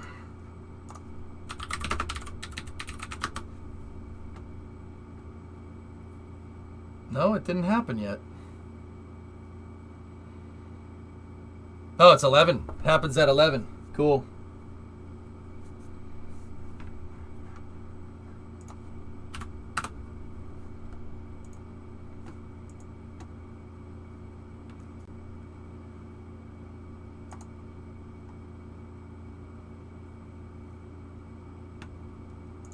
Give me 1 second.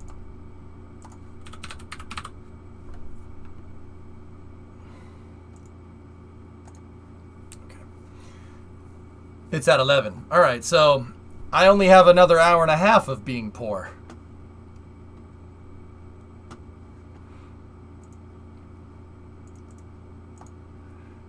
Right? Am I right?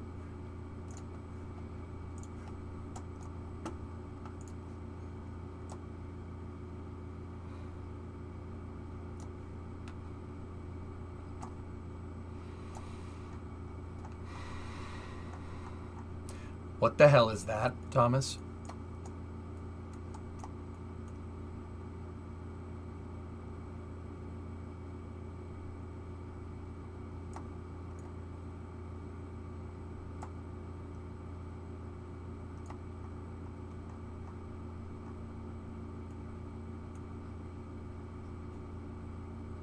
Where is it? Where is it? You will tell me where it is now.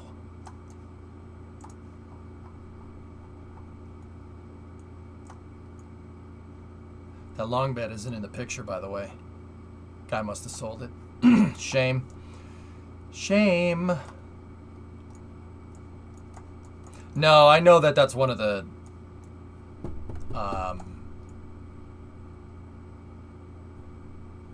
that... Oh, what shuttle is that? It's the one that was outside the Astronaut Hall of Fame. I think it's up here.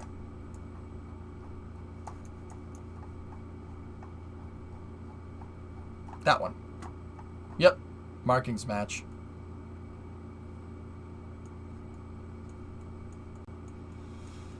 I want it. I want it. I want it. I don't know what I'm going to do with it, but I want it. I want it. Okay. Okay. All right. Cool. We got to stop doing that. Anyway. Anything else through the NSF footage? There's the new methane tanks for 39A. They're pretty big. Where did all the shuttles end up? The atmospheric flight test article from the shuttle program is in New York City at the Intrepid Sierra and Space Museum Warped.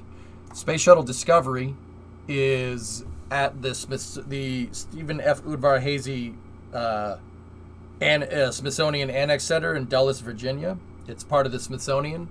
Atlantis is at Kennedy Space Center. It's actually not far from where this picture was taken, along with the remains of Challenger in Columbia. And then Endeavour is at the California Science Center in Los Angeles. There is a shuttle mock-up that was at KSC called Shuttle Explorer. Shuttle Explorer is sitting on top of NASA 905, which is a shuttle carrier aircraft at in Houston, Texas at Johnson Space Center. Tower's getting big fast. Yep. It absolutely is. Johnston Atoll? There's no shuttle there that I know of, Ian. But they did. Von Braun did want to launch rockets from there. True story. I'm not saying watch around Maryland, but anybody around there should watch. You can't do that crap. 2 weeks. Anyway. Yeah, Jacob. Atlantis is 33 missions, over 126 million miles. Atlantis. Welcome home. Dude, I get goosebumps saying it. I'm not even kidding.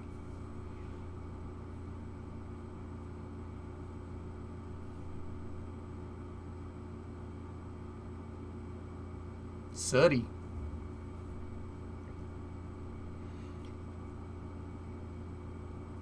Just a fairing, just chilling out in a parking lot, whatever.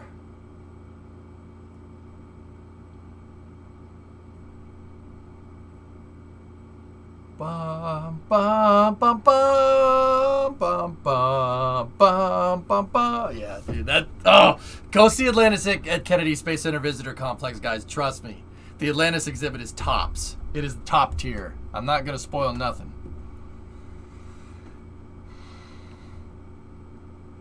Speaking of things, Doug didn't recover any fairings on the last mission. Interesting. Interdasting. And the best shuttle?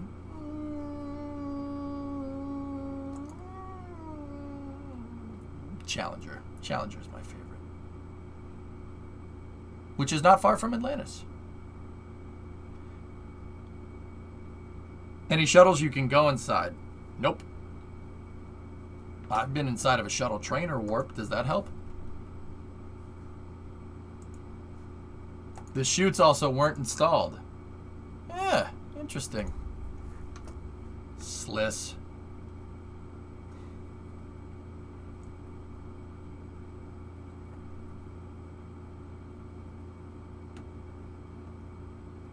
Cool. If you call it Mega Moon Rocket again, I will hit you in the face with a pineapple.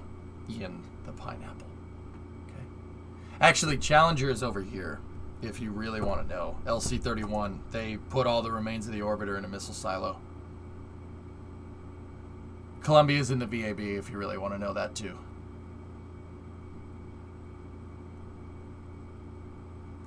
A name for SLS causes me much sadness. Yep, I'm with you. Yeah, Ian, I agree. I absolutely agree with you. You'll get no argument from me. Ian, you want to be big sad? You want to be big sad?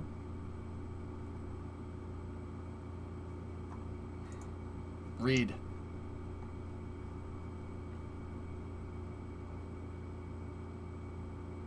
Why do you think they started calling it Mega Moon Rocket? I think they started calling it Mega Moon Rocket because NASA has some incessant need to pander to children. I do not know why that's a thing. I don't know why they do that. They try to explain things at an elementary school level to try and get kids involved, not wholly realizing that, you know what a really good way to get kids involved is? To have your rocket launch into space on a big fireball. That is much more likely to get people more involved with launching rockets, seeing one actually launch with a NASA logo on it, than calling it Mega Moon Rocket. It's freaking cringe, okay? It's frigging cringe. Stop that immediately. Look, I make things simple. I explain rockets at a simple level. Do I need to call, super big fiery explosion, Mega Moon Rocket? What are you doing? What are you doing? What would you say you do here? Also, big sad. The J2X power pack ran for 1,350 seconds, 22 and a half minutes. And it didn't break, the J2X, because it was designed to do long-duration transfer burns to Mars.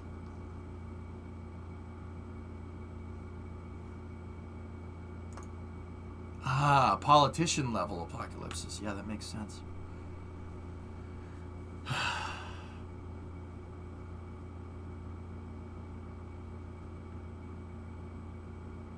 Mega Moon Rocket screams, "How do you do, fellow kids?" All right, dude, look at me. I'm a freaking boomer. All right, and I can even see it. Look. How do you do, fellow kids? I like Music Band. How about that Mega Moon Rocket? They keep calling it in press conferences, Cerebral. We're gonna launch our Mega Moon Rocket. You know, my grandson was looking at a picture of SLS and he said, look at that Mega Moon Rocket, and I'll tell you, the name just stuck like pudding in my pants. It's as easy as falling off a log into a Catholic pope, which is pudding. He didn't say any of that. But you could... He didn't say nothing. He didn't say nothing. I'm just making a joke. Imitation is the sincerest form of flattery, okay? Anyway, how do you do, fellow kids? Hey, Tweets, how's it going, man? It's as easy as falling into a gigantic hot tub full of pudding. And Mr. Eric, I know you are a Twitch streamer, so you're going to have to dive into a hot tub full of pudding. Anyway, honestly, if you want my opinion, they shifted marketing towards a younger generation because the current one wasn't actually providing, and you groom the younger one, so to speak. Yeah, you know what does that better, Celtic? Launching things into space. Yeah. Why do you think there's so many young kids that want to be rocket scientists all of a sudden? Do you think it's because of SLS? Spoiler alert, it ain't because of SLS. Okay? It's because of the meme lord and his rockets that land, that do something different, that's not just the norm. That and Elon is one of the biggest hype beasts around. That guy's one hell of a salesman, man. He could sell a ketchup popsicle to a woman in white gloves. Where did Bill Nelson pudding thing come from? He said it in a congressional testimony, Reagan. He said, well, the proof is in the pudding. And he wouldn't stop saying the proof is in the pudding. Like he has some infatuation of pudding. If I recall correctly, NASA said many people grew up thinking working for NASA was an unattainable goal, and now they are short on people, hence the outreach to children. I think the pilot shortage is a good example of this as well. The average age at NASA Celestial has been going up for the last 25 years. The reason why people want to go work for SpaceX and why they don't want to go work for NASA, I mean, don't get me wrong, if NASA came and said, EJ, do you want to work on SLS tomorrow? I'd be like, oh, frick, yeah, I do. And that's not to say that there aren't young folks that are involved with SLS, all right? However, the reason why everybody wants to go work for SpaceX is because they launch stuff. They're changing things. They're on the cutting edge of tech, which is where NASA needs to be. Launch more SLSs, dang it. SLS is a good design. Launch it more. More. Damn it.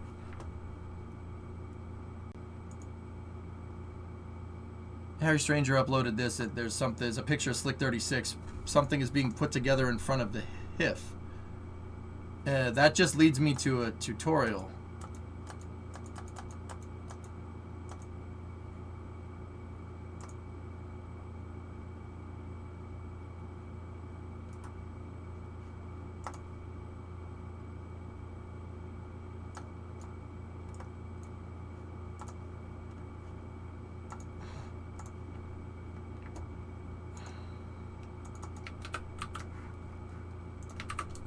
What am I looking at here?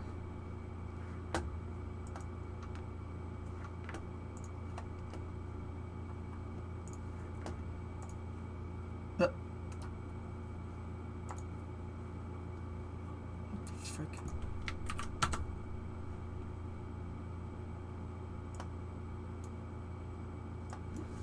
What am I looking at here, Thomas? Slick 36 has something being put together in front of the HIF. Okay, that's not Slick 36. Slick 36 is over here. Hey, look at nice parking lot.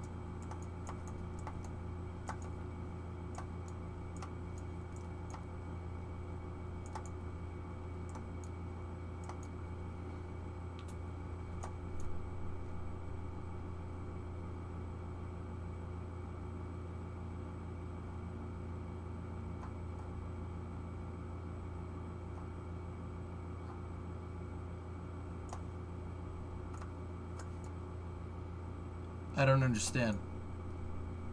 Why is it like super crisp and then it's graying it out?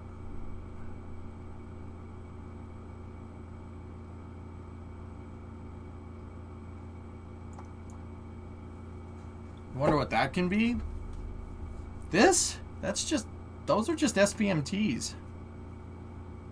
I know what it is. 1 second. Oh, maybe not. Of course Goalie would know. Goalie is the eyes and ears of the institution. Brand, he's just a janitor. You know that, right?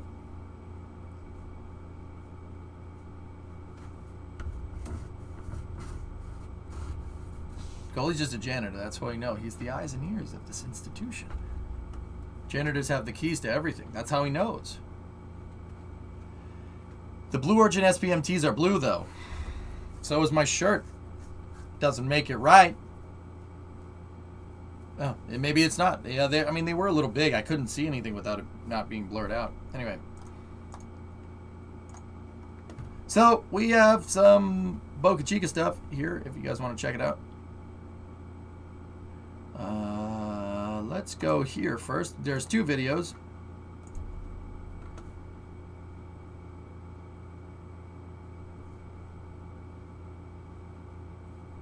Just use a little word. Yeah, dude. Once again, this footage is brought to you by NASA Spaceflight. Mary and Nick take this footage. Bruh.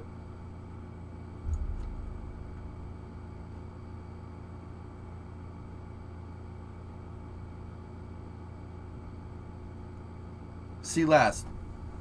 Average Joe made a 200G acceleration Kraken drive. Yeah, and he shut off part limits. He shut off part pressure limits, or part acceleration limits. But that's cool, 95. Neat. And a thread. Okay.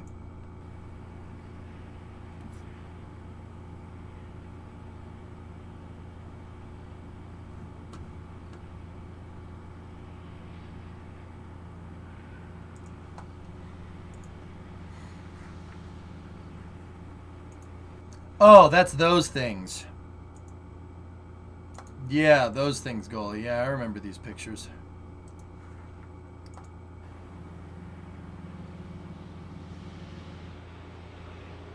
Yeah, 95.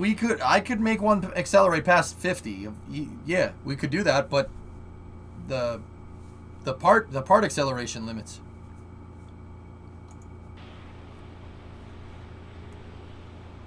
You got to go back over to Average Joe and be like, "Let's give it up."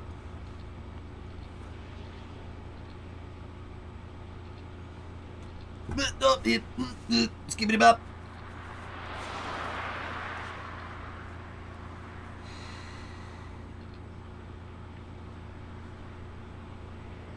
I mean, it's still cool. It's still impressive. That's really neat.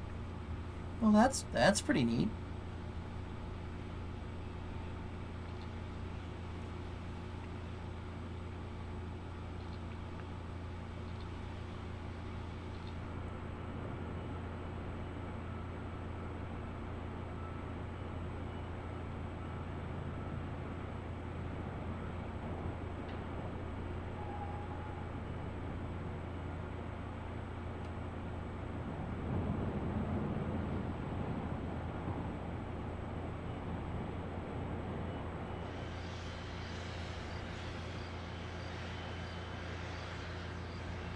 He presses onto the black motorized wheel.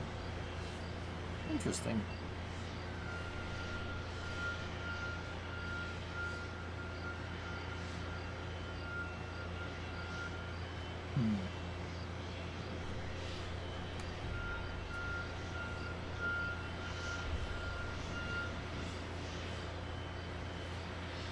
Phelan says he doesn't want to wait for Super Heavy. Can they still launch Starship from the stands? And how far close could she get to orbit?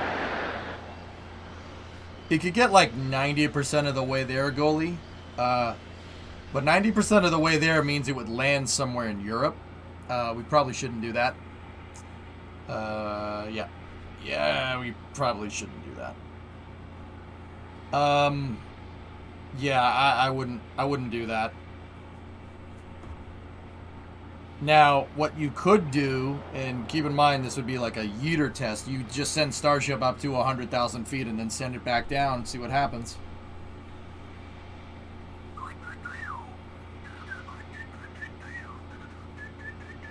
I thought it'd be cool. I thought the cool thing was to land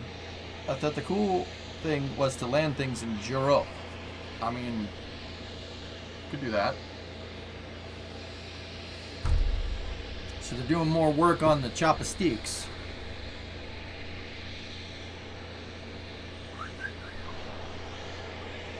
What is that? Huh.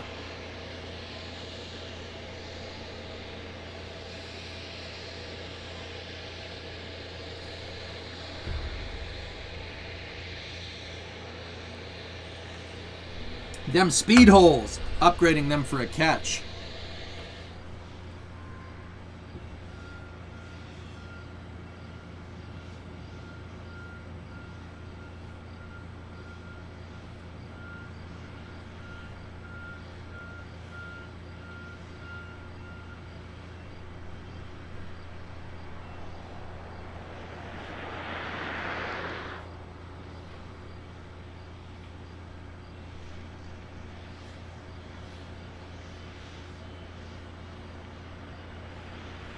Guys still working on the tower up there.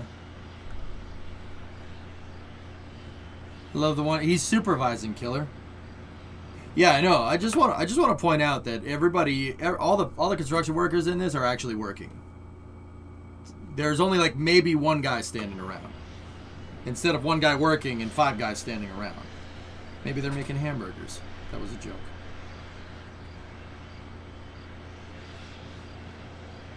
Yeah, Jaka, that's what it looks like. That's the problem that we had, dude. When you just dropped the booster onto it, the whole thing popped out of alignment, remember?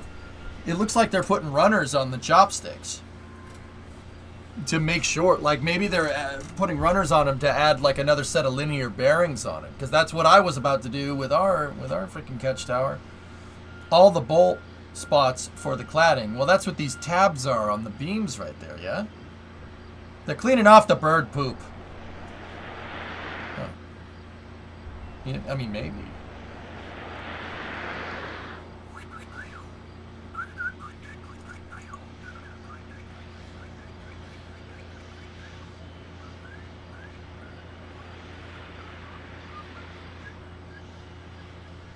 They've almost, yeah, see that center section, we saw them pouring that the other day. I seen it just the other day, pouring concrete to my dismay. Anyway, they have scaffolding up on these tanks, indicating they might be reusing them for something else. But yeah, they're letting that concrete cure. It's going to take about a week for something like that, if I'm thinking about this right. Going to take about a week, and then they're going to pour the other 2 segments. Just a thought, EJ. Shorter chopstick is less leverage. That's a good point, Mutter. Ooh, delivery. Oh. Nice Chevy. Nice. Yeah. Big truck. Look at the big truck. A lot of pipes. That water tank is dead. You're dead. Are you? Please don't be dead. See, there's another accumulator right there.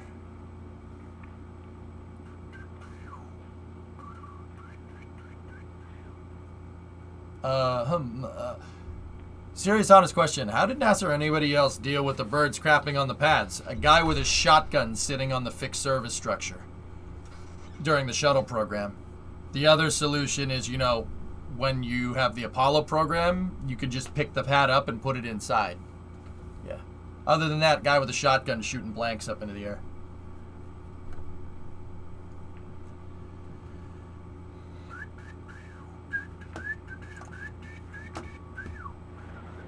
There's the Raptor inspection stand. Nice, left front. Are you serious about that guy with the blanks? Yes.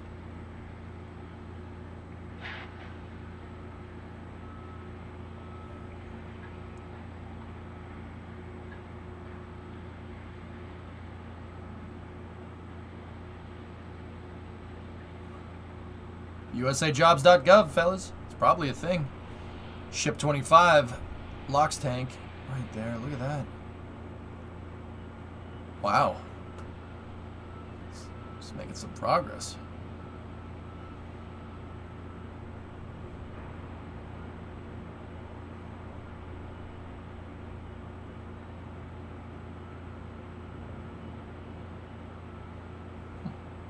Just had an interesting idea.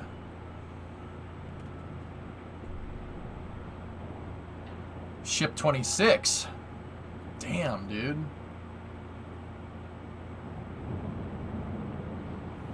See, yeah, it is a huge dining table.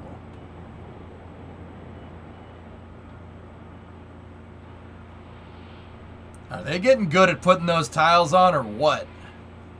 Damn, look at how uniform it is.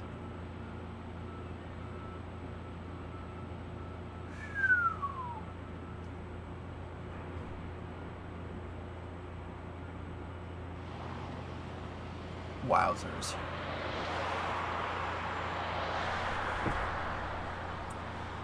Could they make a single seam welded tank? What do you mean a single seam, really? Very nice, just like the... What, Mank? I can't hear you. You're going into a tunnel. Mank, you said... What did you say it was like? I can't... Oh, you're breaking up. Your signal's breaking up. I can't hear you.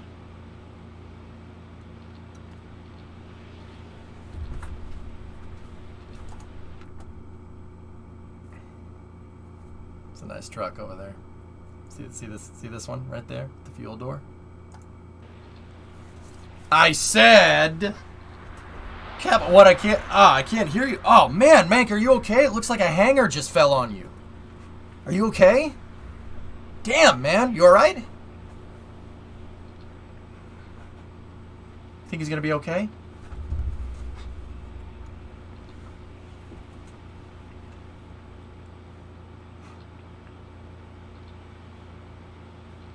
That's what they do already, goalie. But they just do it in ring segments. It's because of the rolls of stainless steel. Hey! Das' truck.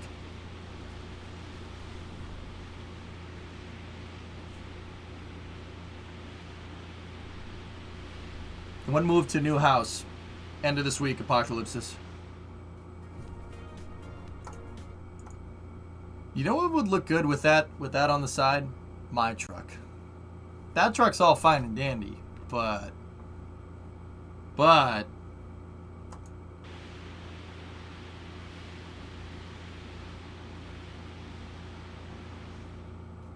you know. All right. We got 2 more videos to watch. Here. New truck with a clean paint job. No, yeah. Well, yeah, of course. I thought that was...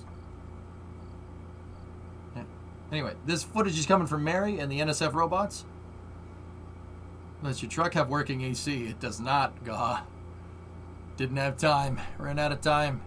It needs to be recharged. But, before we get into this, I didn't... There's the charging port for the air conditioner, right? You have a low point and you have a high point, right? The high point is where you fill it up. It has a plastic cap on the end of it. If I turn that cap even a little bit, it starts leaking refrigerant. So, because I do not want to get kicked in the freaking nuts by Captain Planet, I closed it and I haven't touched it since. Yeah. Nope. I don't want to get in trouble. No, I'm good. The AC needs to be evac'd correctly, and because an air conditioning system uses nasty greenhouse gases, and you can get in a lot of trouble if you just vent those to atmosphere. Yeah, people will get very mad at you.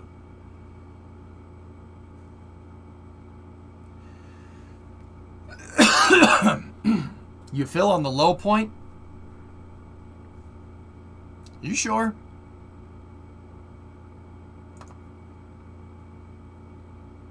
Well, that's good to know.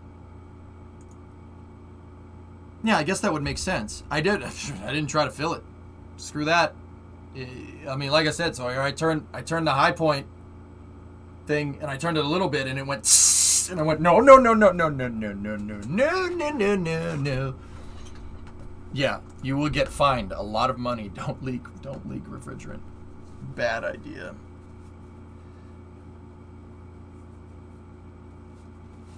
Hang on.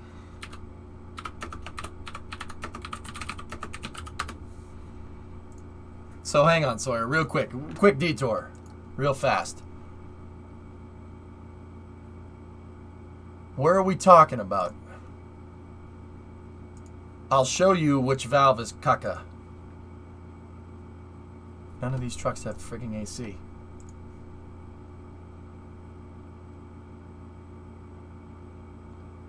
That's, man, wow, that's what it looks like when it's clean? Man, that looks great.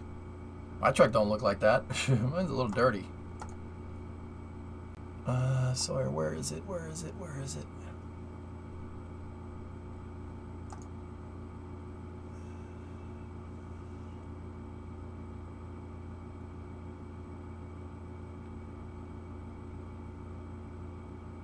Mine doesn't look like this. No, you charge at the high point so the liquid doesn't get into the compressor and hydrolock. You can fill from any point. It can be changed with the machine. It's called suction and high pressure. It's whatever one of these is higher.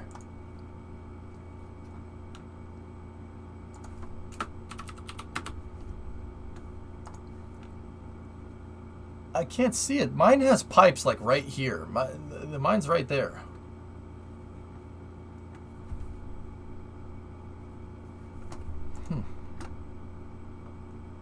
It's over here somewhere.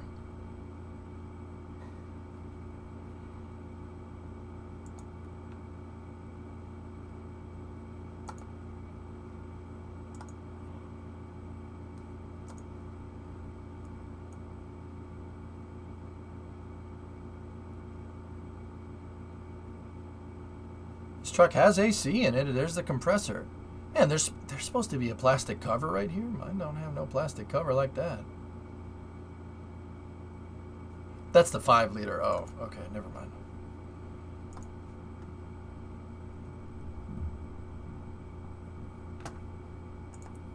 Okay, if you don't have a machine, you fill on the low side, passenger side on the receiver dryer.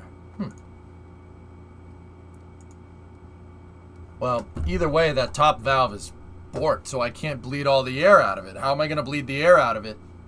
How am I going to get the because there's just air and refrigerant mixed in, I would assume, because it doesn't blow. It don't blow cold, that's for sure.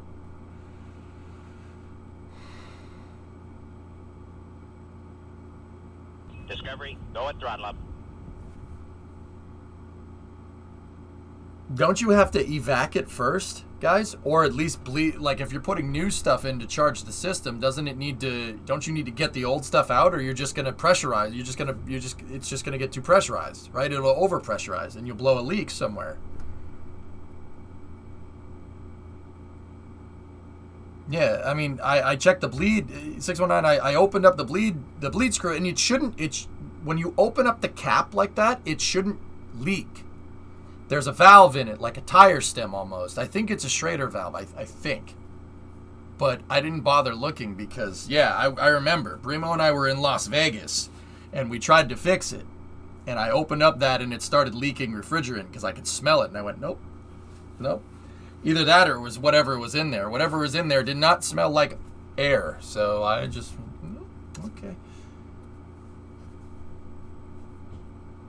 Anyway, we'll fix that on stream sometime. But yeah, I don't have any AC when we're moving with the truck, so that's good. AC compressor, well, the AC compressor works. It spins. Goalie, the rule of thumb with AC compressors is that if it doesn't turn, then it's broken. If it turns, then you're fine. The AC compressor solenoid clicks on, everything is working there. There's just no refrigerant. There's a leak. So there's no refrigerant in the system. So it's trying to evap and condense air, which is not the best thing to do that with. If I could fill it up with helium, that would be the best that would be the best one, but I ain't getting helium. You'd have to use refrigerant, so like Freon or something. Not if the system is already low. I edit my trucks all the time. Have a small leak we can't find. Okay. Well, Killer Fun, I know where the leak is. The leak is on the Schrader valve. The Schrader valve's junk. Because when I twisted the cap off, it went tss. So, I don't know. Maybe if I just leave the cap on. Maybe if we just leave the cap on and try to charge it. But then again, if the cap pops off, that means we're venting refrigerant. And if I was doing it on stream, that means there's evidence of me venting refrigerant into the atmosphere. Not a good idea. Not a good idea. I'll just take it to a shop. I'll take it to a shop or just buy new air conditioning stuff. You can do all the work yourself except sucking out the R134. Use a vacuum pump and some gauges from AutoZone.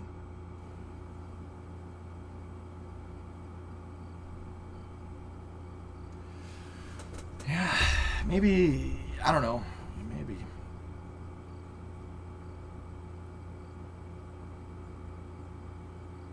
You might be able to. I'm pretty sure, Creation, you can recore the Schrader valve because there's no leaks in the system, I don't think. But yeah, I don't know. Maybe we'll look at it on stream and you guys can help me out. We can do that 2 weeks from now. Raptors. Yeah, reboot. I don't want to screw around with AC stuff, especially on stream, because you can get in trouble and there's video evidence of you doing it. That's not a good idea. Okay, Sawyer. Yep.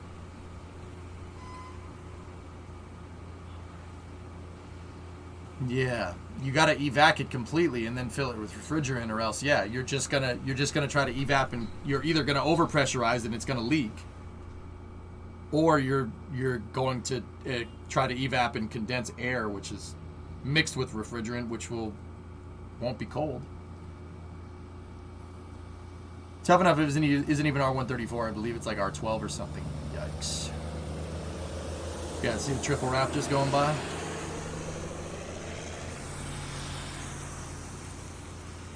It'd be cool if we could fill it up with helium. Helium would work better than all those things, but I don't think that system would get cold enough to condense helium. I don't think the compressor would be able to do it. Getting helium to go liquid is a feat in itself. They have a conversion kit you can do.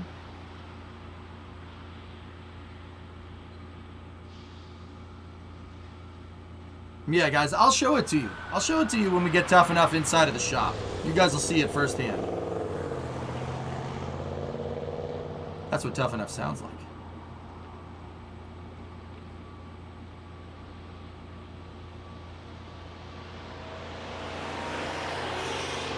Yeah, did you hear that 619? Hold on, let me back that up again.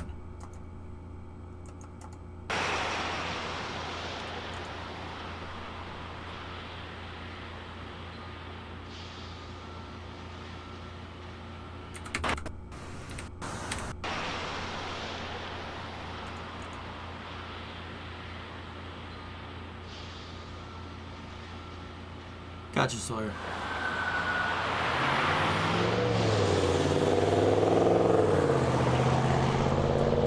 Mustang? That's a Coyote motor. That's a Mustang all day. One more time. Mustang. Yeah, it is an automatic, isn't it? No one shifts like that. Yeah, no.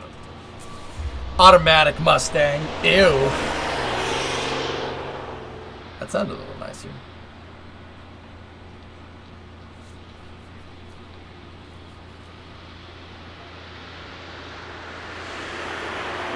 It's a 97, Creation. 97 F250 HD. Yep. That's the Tough Enough truck. That's the Hoonigan F2 Shitty right there.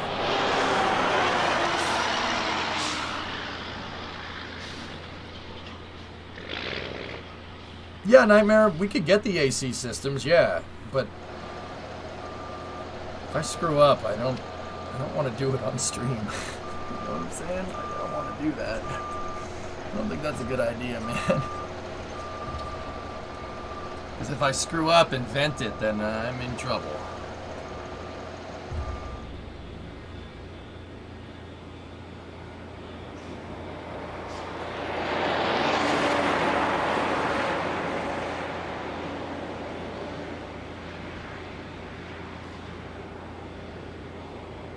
There's a placard under the hood that states what refrigerants to use and how much. Yep. Let it be someone else's problem. I think I might do that just this once.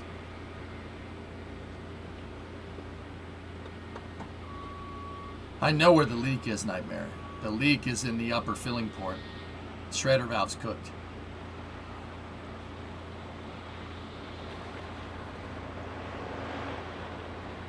These guys are inspecting the bulkhead right there.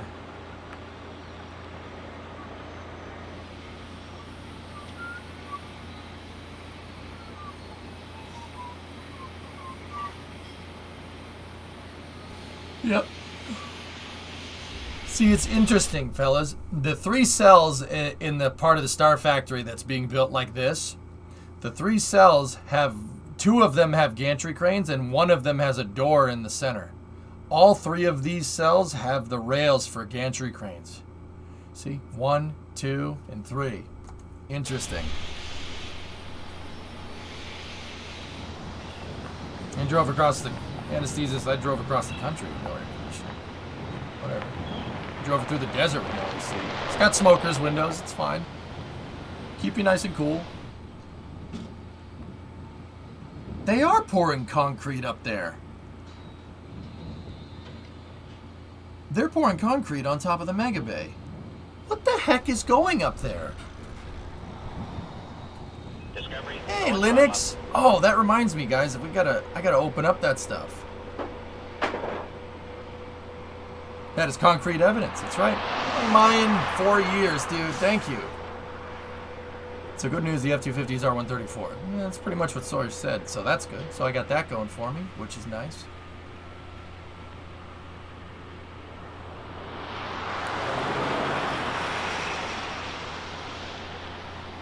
That's what the beer is for, to keep it cool. Mutter. You truck, don't you? This guy trucks. This guy trucks. Mutter's the guy in this chat that's doing all the trucking. This guy trucks. I wonder what those things are. Other than big pieces of metal.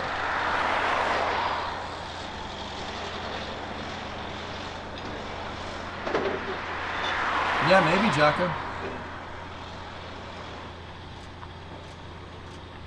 Yeah, Nightmare. The irony is that I want to take apart a transmission on stream. I want to try to rebuild one on stream eventually. I'm not sure which one it was. Maybe the one I dropped. But yeah, I'd like to do it. Transmissions are black magic. I need to figure out how they work. And we will do that by taking one apart. I'll go find a junk one in a junkyard somewhere and get it for nothing.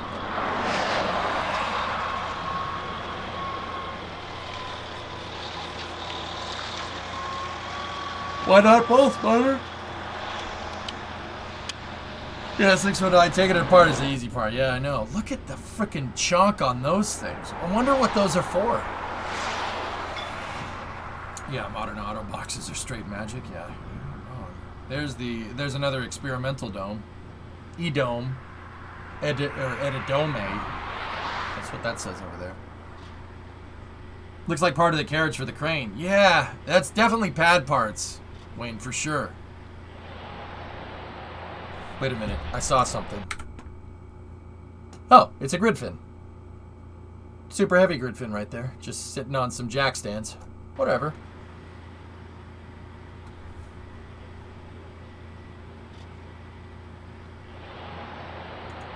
Here's what they are for.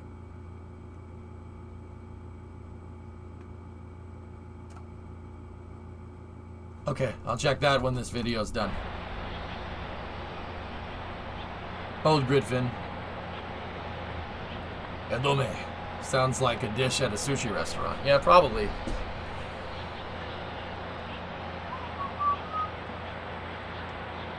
They did repaint the... Ooh. Ooh. Excuse me. They did repaint the pad, guys. Interesting. That's how you know they pay the truck guys really well. They leave the wood with what they deliver. Oh, yeah?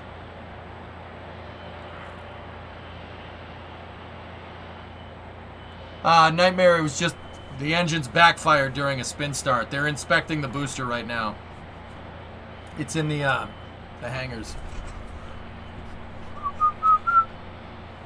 Can I post a link? It's a photo of a jack I am selling. You can lift dang near anything with it. Go ahead.